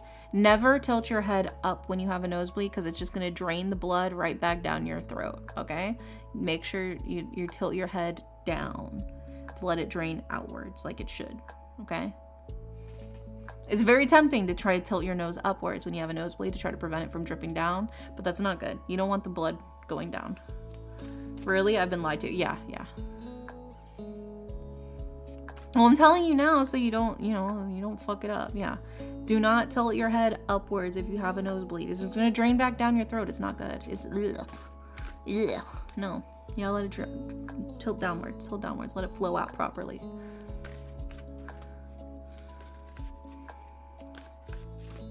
I was chugging. Ew. Ew. But ew. That's so gross. I had a lot of nosebleeds when I was a small child. Oh, yeah. Yeah, no. I mean, for me, it's pretty rare. But I usually know it happens to me mostly during the winter here. Because it's really dry up here. Compared to back when I lived down south. It was like super, super humid all the time, everywhere. Back when I used to live in Louisiana and stuff. So I was just constantly used to having super high humidity, so my nose never dried out or anything like that. But now that I moved up here and it's dry as fuck, you know, I have to get my little humidifier to add humidity to my immediate vicinity.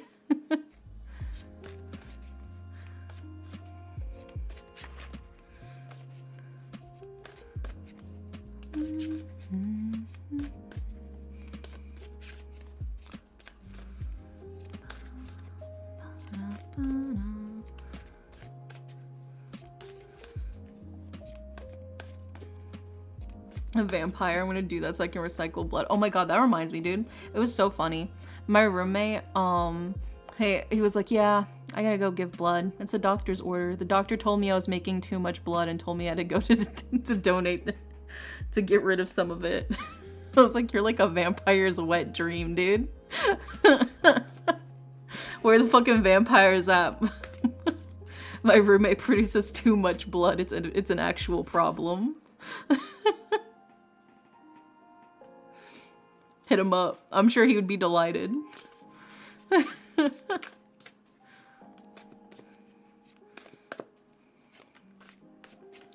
Let's see what we got for your reading, Nugget.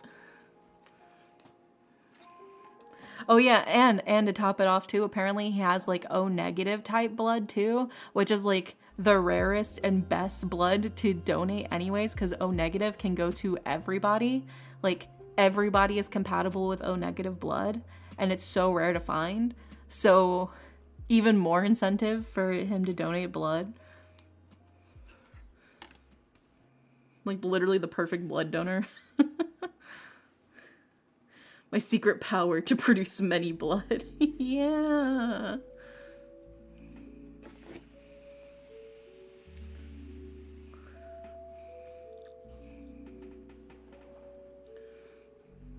When I'm just regular. Oh, you're like O positive.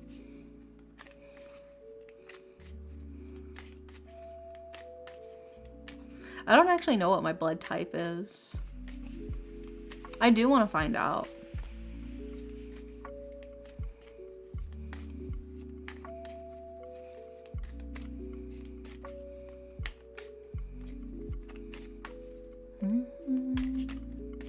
Because it'd be good to know. But yeah, I mean, I just never found out what my own blood type is. I've donated plasma, but I've never actually donated blood.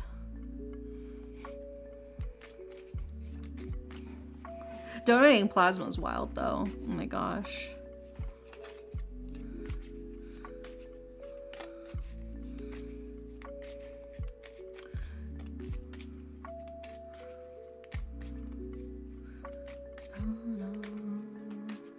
Yeah, I mean, they've done blood tests on me, like, for, like, the doctor's office and stuff, because whenever you, go to, like, the doctors to get, like, your medication for, like, depression meds and stuff, at least for me, whenever I was getting my prescription for, like, depression medication, they were doing blood tests on me to, like, make sure everything was going good.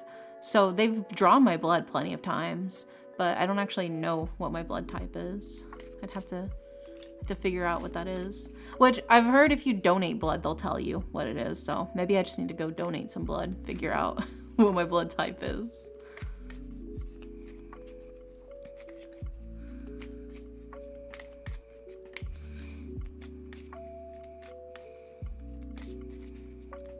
I used to be like super squeamish around needles, but I've gotten better at it. I think because I've donated plasma a few times already and I've had to have like my blood work drawn and stuff like that, I think it's helped. As long as I'm just not looking when they do it, you know, I just look the other way and I think about yaoi fan fiction in my brain. I start thinking about my favorite ships and I try to imagine them kissing while they do whatever they're doing. You know, I'm like, don't count down. Don't tell me when you're gonna do it. Just I'm gonna look this way. Just tell me when you're done. Tell me when it's gone. They're like, okay.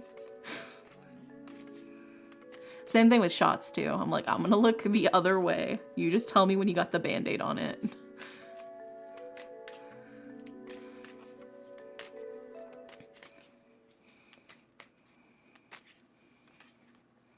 And then whenever they would like do like the plasma, I would just cover my arm with the with my sweater, so I didn't have to look at the needle in my arm. Yeah. I always loved getting my blood drawn. Oh my gosh. Getting shots is fine. Drawing blood gets to me most likely because I get lightheaded. Oh yeah, I mean, make sure you eat. Make sure you're super hydrated. I always make sure I eat something like at least 30 minutes before I go to get like my plasma drawn, or if I'm getting like my blood work done, anything like that. I always eat like at least 30 minutes beforehand and make sure I've had like some water beforehand as well. And then afterwards, I get something to eat after the blood is drawn. I get like a little snack at like McDonald's or some shit and drink more water. Yeah. Also, hi Odin's Raven, welcome in.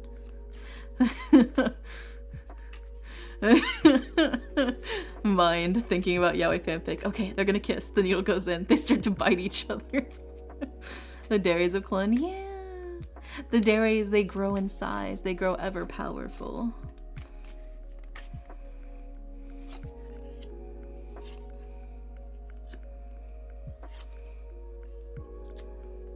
Okay, we got the cards for you.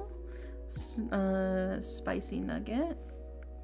Can we cuss in chat? Yeah, you can say fuck. That's fine.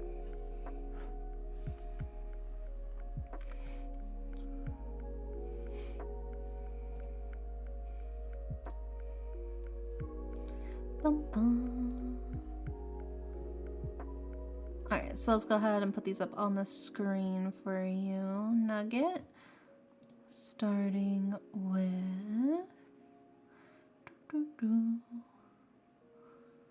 It's the cups.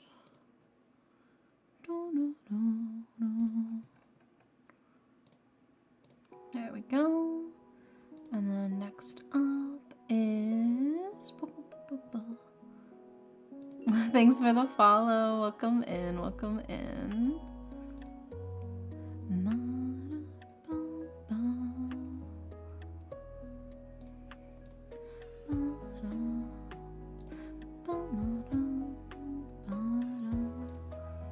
There we go. All right. We got all of the cards for you, Nugget.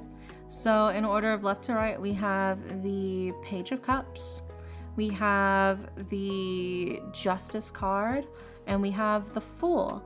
And then for your Yu-Gi-Oh cards, we have Final Destiny, Despair from the Dark, and Blazing Inpachi.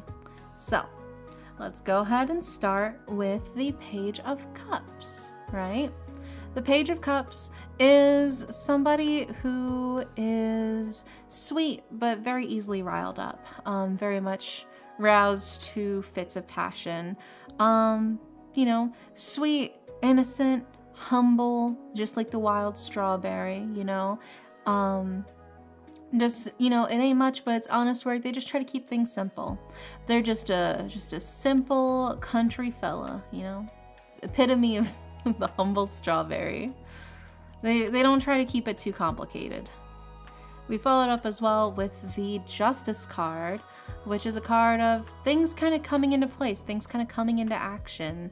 It's time to make the moves, right? Everything has kind of lined up. Success is imminent. It's just a matter of going for it, taking the action, right?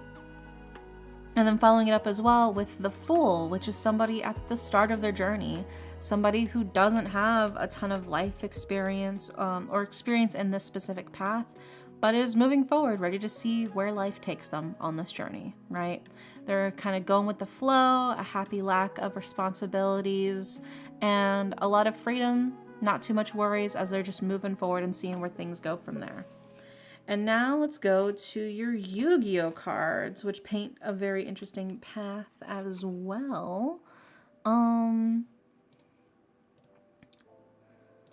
So we've got Final Destiny. Discard 5 cards from your hand and destroy all cards on the field. We have Despair from the Dark. If this card is sent from your hand or deck to your graveyard by an opponent's card effect, special summon this card. And then we have Blazing Inpachi, a wicked wooden spirit now burning in flames. Its fire attack is powerful, but it will soon be nothing but ashes. To me, this reads very interesting, right? You're at the start of your journey according to your tarot cards, but it feels like these Yu-Gi-Oh cards are talking about the end of your journey. And almost like a warning about the end of your journey, if you will. It feels like maybe you've been backed into a corner and you feel like you kind of just want to nuke the field and start fresh, right? So maybe this is talking about the current end of your current journey before you move on forward to your new journey that the tarot cards are talking about. But we start with Final Destiny, which is the card of like sacrificing things on your own end for the sake of a fresh, clean slate, right? Getting rid of the opponents in your path by even just getting rid of your own hand that you have, It is like the final trump card before you can move forward, but it gets it out the way, right? It gets the trouble out the way. Maybe a little bit flashily, but it does get it out the way. And then we follow it up with Despair from the Dark, right? Which is the sense of sometimes you have to lose things in order to get them back even better and even stronger, right? So in the sense of Despair from the Dark, if it's sent from your hand or your deck to your graveyard, then you can special summon it. So there is the sense of like loss is what begets new beginnings and gives you new chances for something, right? So I'd say don't feel too cornered and don't feel too stressed if it feels like things aren't working according to plan, if it feels like you're losing track of some stuff, right? Not everything that ends is the end as a whole. Sometimes the end is a new beginning, right? It can be very easy to forget that. But right now, your current path, you do feel a lot like Blazing Inpachi, which is you're burning bright, you're burning hard, but you are also burning out, right? The Blazing Inpachi cannot be here for long because he is literally burning himself for fuel, for his ability. Yes, his attacks are hitting hard. Yes, he's pushing forward, but it also feels like you are going to disappear at this rate if you keep doing this. I don't mean that in like a literal sense, like you're going to literally disappear. Like I don't think you're going to be on the next fucking true crime podcast or anything.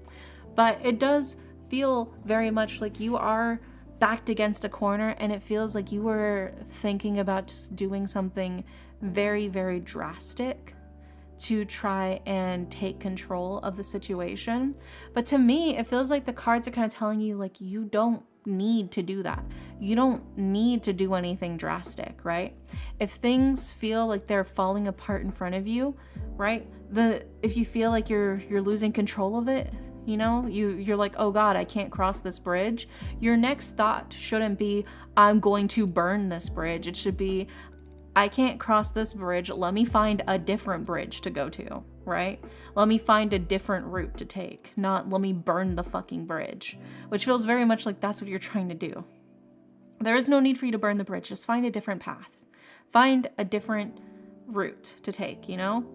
Like with the GPS, if you don't take the right turn, the GPS doesn't tell you like, oh, you fucked up. Like, fucking run the car over the cliff. Like, that's not what the GPS says. It's like, hey, okay, well, you missed this turn, but up next, if you go down this one, then you can take a different path, and then you can kind of loop around and do something else instead to go into a different direction in order to get to where you're still trying to go, you know?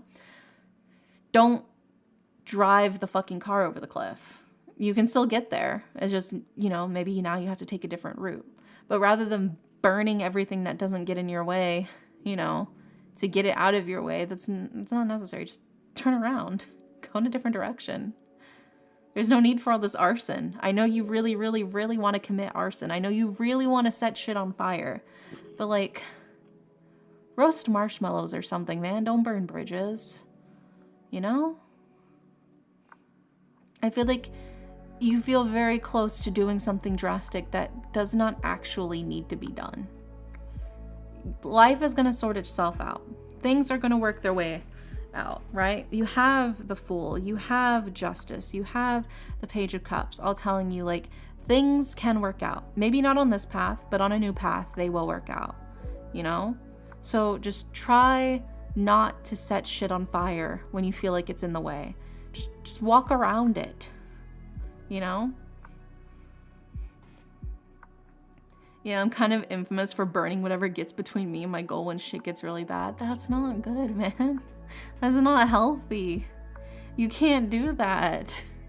It's not gonna work out all the time. You're just causing yourself more trouble and more issues, you know? Just put the torch down, put the lighter down. It's okay. It's okay. I'm holding your hands and I'm forcing you to drop the lighter onto the ground. You do not need to set shit on fire. Okay? You do not need to set shit on fire. I know. The fire looks so beautiful, but you don't need it. Okay? You're gonna burn yourself out at this rate.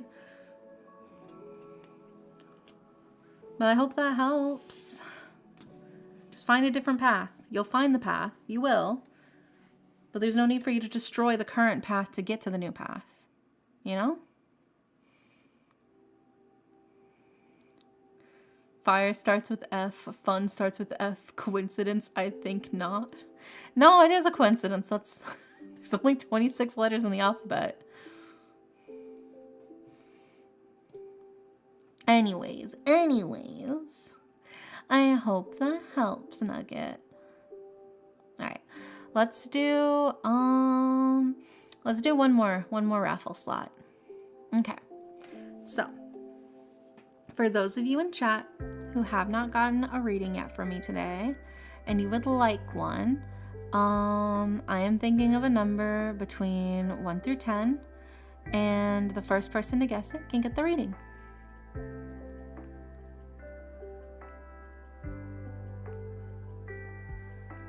Okay, Marsh, it was 7. It was 7. Also, hi, Fluffja, welcome in. That's kind of where my mind has been lately. The translation comes out to ignite the past in the flames, and it feels appropriate. But there's no need to do something so drastic, though. Like, there's no need for you to set all of this stuff on fire. It's not actually beneficial. There are some times where setting things on fire can be beneficial, but in this case, it is only hurting you, and that is your go-to move is to just burn it, you know? Not everything needs to be burned. Not everything needs to be set on fire, you know? How do you love the art style of the deck? Yes, the deck is so good. If you do !tarot, it will actually give you a link to this deck if you want to buy this deck and support the original artist. This is the Botanica Tarot deck. They recently came out with an Oracle deck as well, which is so pretty. I would buy it, but I would have to basically rebuy this entire deck just to get the Oracle cards, which is tragic. My fingers are crossed they'll release just a separate Oracle thing. But yes, that is the deck I'm using, if you do want to buy a copy of it for yourself and support the original artist. General reading, please. I got you, Marsh. I got you. General reading for Marsh.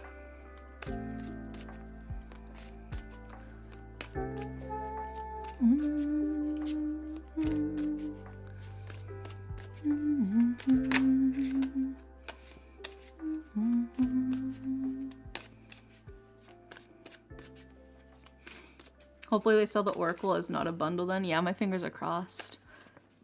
Hopefully.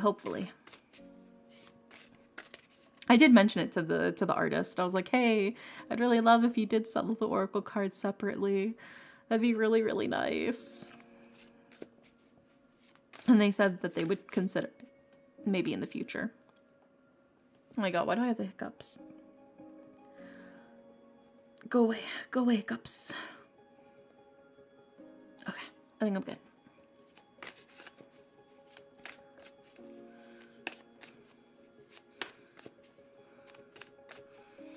I don't know, it feels like it does in some sense. Burn the past to reforge my own future and such. Yeah, but not everything in your past needs to be set on fire. You know? I feel like you're too quick to try to just pour gasoline on everything. You know? Sometimes you have to look and be like, okay, well, let me not burn this. Okay, well, let me not burn that. Let me move these things out the way so I don't, you know, set everything on fire. You just want to set everything on fire. That's not helpful, you know? Controlled burnings can be helpful, right? They do controlled burnings on forests and stuff like that all the time because it is actually good. But you can't just constantly set the fucking forest on fire because then you just have a normal ass forest fire, right? It's about controlled doses. Too much of anything is a bad thing, including fire. I'm not saying all fire is bad, but when everything is fire, it's bad.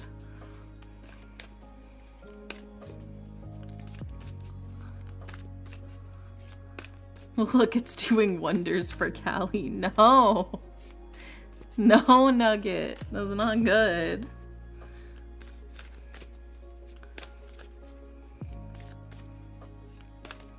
Aren't the fires still technically going, dude?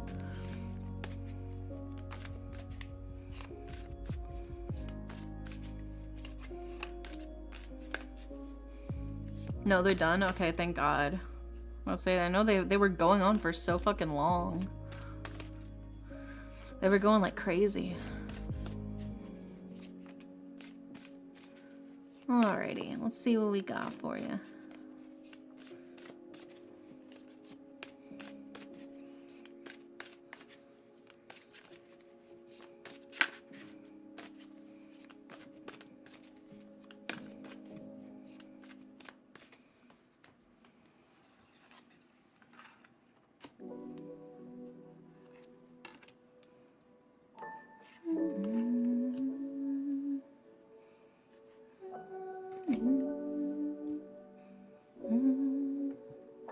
Okay, let's put these up on the screen for you.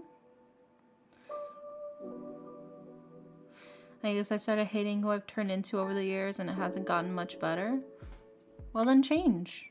If you don't like who you are right now, then become a different person. It's actionable. Maybe you feel fake trying to be a different person actively, but I mean, these are choices that you're making for yourself every day, right? So if you don't like when you do something, then don't do it. Stop doing it.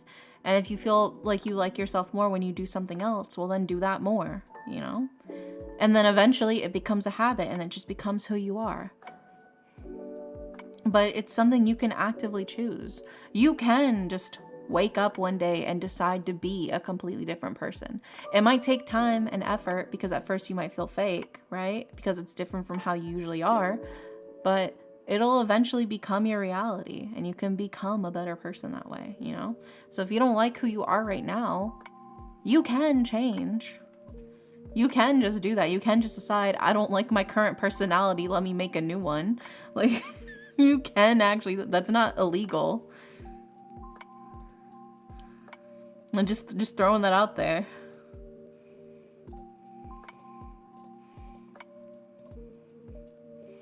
Become a system. I mean, you can just decide, you know, who you want to be, right? Who is the ideal person you want to be? All right. And then what are the steps you can take to be that person? Make your own like ideal Sona. What's your own persona that you want to be? And then put it on. And then eventually it becomes you, you know?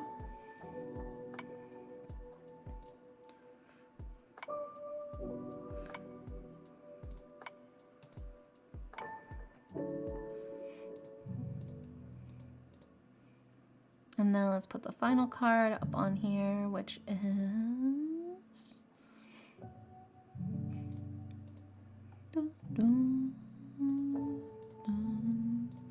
There we go. All right, we got all of the cards for you, Marsh. In order of left to right, we have the Two of Cups, we have the Reverse Temperance card, and we have the Reverse 10 of Coins. So let's go ahead and start breaking these down for you, starting with the Two of Cups. The Two of Cups is a relationship with like a really solid give and take. You and either this person or this situation are really just meshing well together. You're giving what they need and they're giving what you need. And it's just very symbiotic, very like reciprocative, how the fuck you say it. There's a lot of reciprocation on both ends. It feels like it's worth it to invest your time and energy and love into. It's working out. It's working out beautifully. What you got, they need. What they need, you got. Right? And then we followed up, though, with the Reverse Temperance card, which feels like blockage a little bit. While Temperance is normally a card of like going with the flow, letting things happen as they happen, kind of just letting life take the lead in a sense. It's a sense of like adaptability and self-control and balance. In its reverse, it can be a bit of kind of feeling like you're getting swept up in the current of things. It can feel like you're no longer really in control. You feel like life's kind of just dragging you around by the leash now. It doesn't feel like you're really just gently flowing down the river. It kind of feels like, oh my God, I'm hanging on to dear life onto this inner tube and I don't know when I can stop kind of feeling. It's like whitewater rafting without a paddle. It's terrifying, a little bit scary, a little bit overwhelming. You feel like you've kind of lost a bit of control. You've lost a bit of the lead, right? And it can be really difficult to feel like you can gain that control back. But you can. But I think it's a matter of recognizing, you know, what is feasible and what is within your ability, right? And then that brings us to the Reverse 10 of Coins as well. The 10 of Coins is also normally a card about like security and stability, right? In its reverse, though, it's a card of like, you need to step back and look at the bigger picture. Feels like you're getting a little too lost in the sauce, lost in the details. That's making it a lot easier for you to feel overwhelmed with everything that's going on. You feel like everything's kind of rushing right at you, and how can you possibly focus on one thing when all of these things are happening simultaneously? But just take a step back, you know? You're getting so caught up in all these minor details getting thrown at you. The best thing for you to do is, you know, take a deep breath, stop, step back, and look at the overall big picture. What do you want for yourself? What do you need for yourself? What can you physically do to make that happen, right?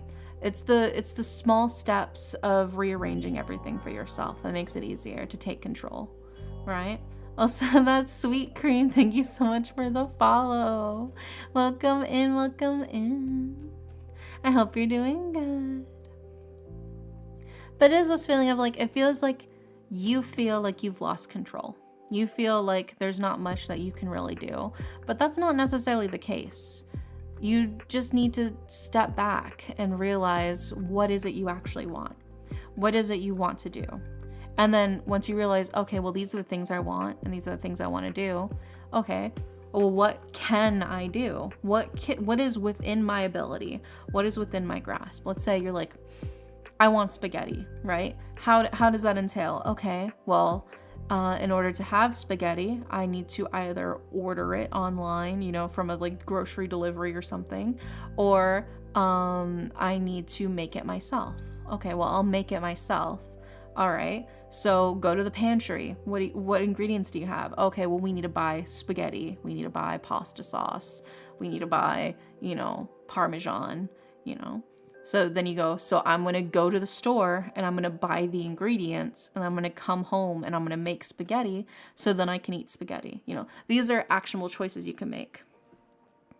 Rather than waiting for, you know, life to just deliver spaghetti on your doorstep, you go, okay, I'm going to go to the store and I'm going to buy these specific ingredients so that I can make the spaghetti myself. A very simplified explanation. I had spaghetti for dinner, which is why I'm talking about spaghetti. Dude, the meatless meatballs that they make nowadays are honestly kind of fucking good.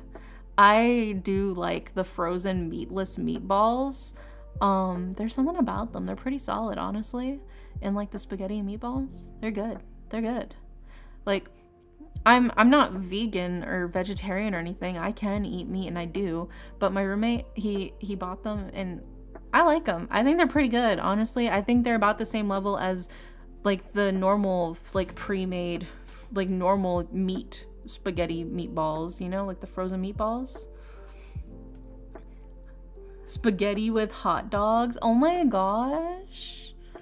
We didn't have hot dogs in it. We had like the frozen meatballs because you can buy like pre-made meatballs in like a bag in like the frozen food section, which are pretty decent, honestly. They're pretty decent.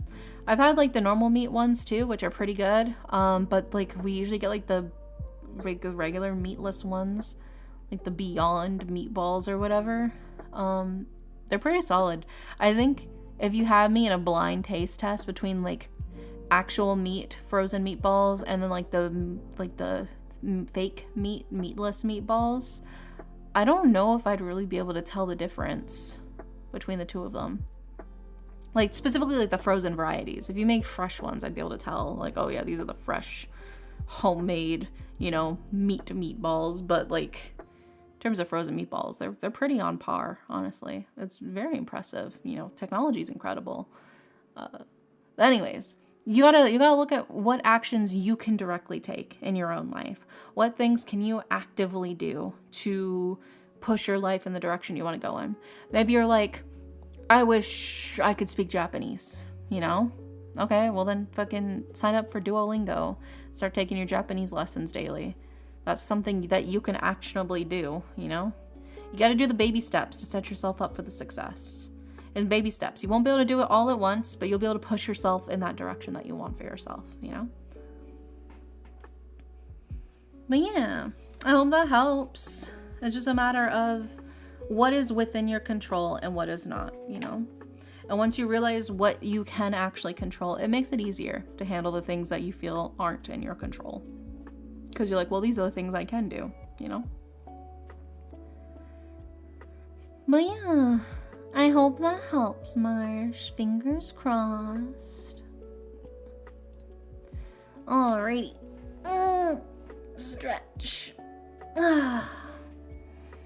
Alright. We're gonna end things here. We'll start looking for who's online to raid. What else is there to tell you guys? Oh, Monday is my original song. I'm coming out with an original song. It's debuting, it's premiering on Monday, March 17th at 9 p.m. Pacific, Eastern Daylight Time. It's gonna be like, it's like what, like 6 p.m. Pacific Daylight Time. But yeah, 9 p.m. Eastern Daylight Time. My new song, my original song, my first ever original song drops. I helped literally make the song. Like, I helped write lyrics and shit. Like, this is a real original song coming out on March 17th. Tomorrow, we will be playing I Just Want to Be Single, which is the anti-dating sim game. I'm excited for that. I think it looks really cute and it looks like a lot of fun. it's gonna be a good time playing that one. Yeah, let's see who is online. There is, they got a.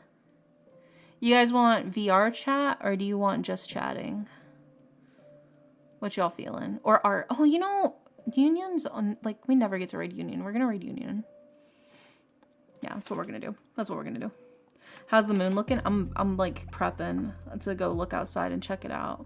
Okay, we're gonna raid Oyun Orca, who is currently doing an art stream because they don't stream that often, and they're really chill and they're really nice and they're very sweet, and their art's nice. So yeah, we're gonna raid Union. Tomorrow we're playing the anti-dating sim where we try not to date anybody. And then Saturday we are watching, it's Discord movie night. We're watching a movie in the Discord. We are watching Brave. We're finishing off Rise of the Brave Tangled Dragons. We watched Rise of the Guardians. We watched Tangled. We watched How to Train Your Dragon. And now we need to watch Brave to complete the collection. But yeah, so we'll be doing that on there. And then on Monday there's the original song. Holy shit. Oh my God. I've been working on this original song since August. It's been months. It's been like over half a year. It's crazy. But yeah, hopefully I'll see you guys tomorrow for the anti-dating sim. But if not, no worries. I'll see you when I see you. I hope you guys have a wonderful, wonderful night. And good night.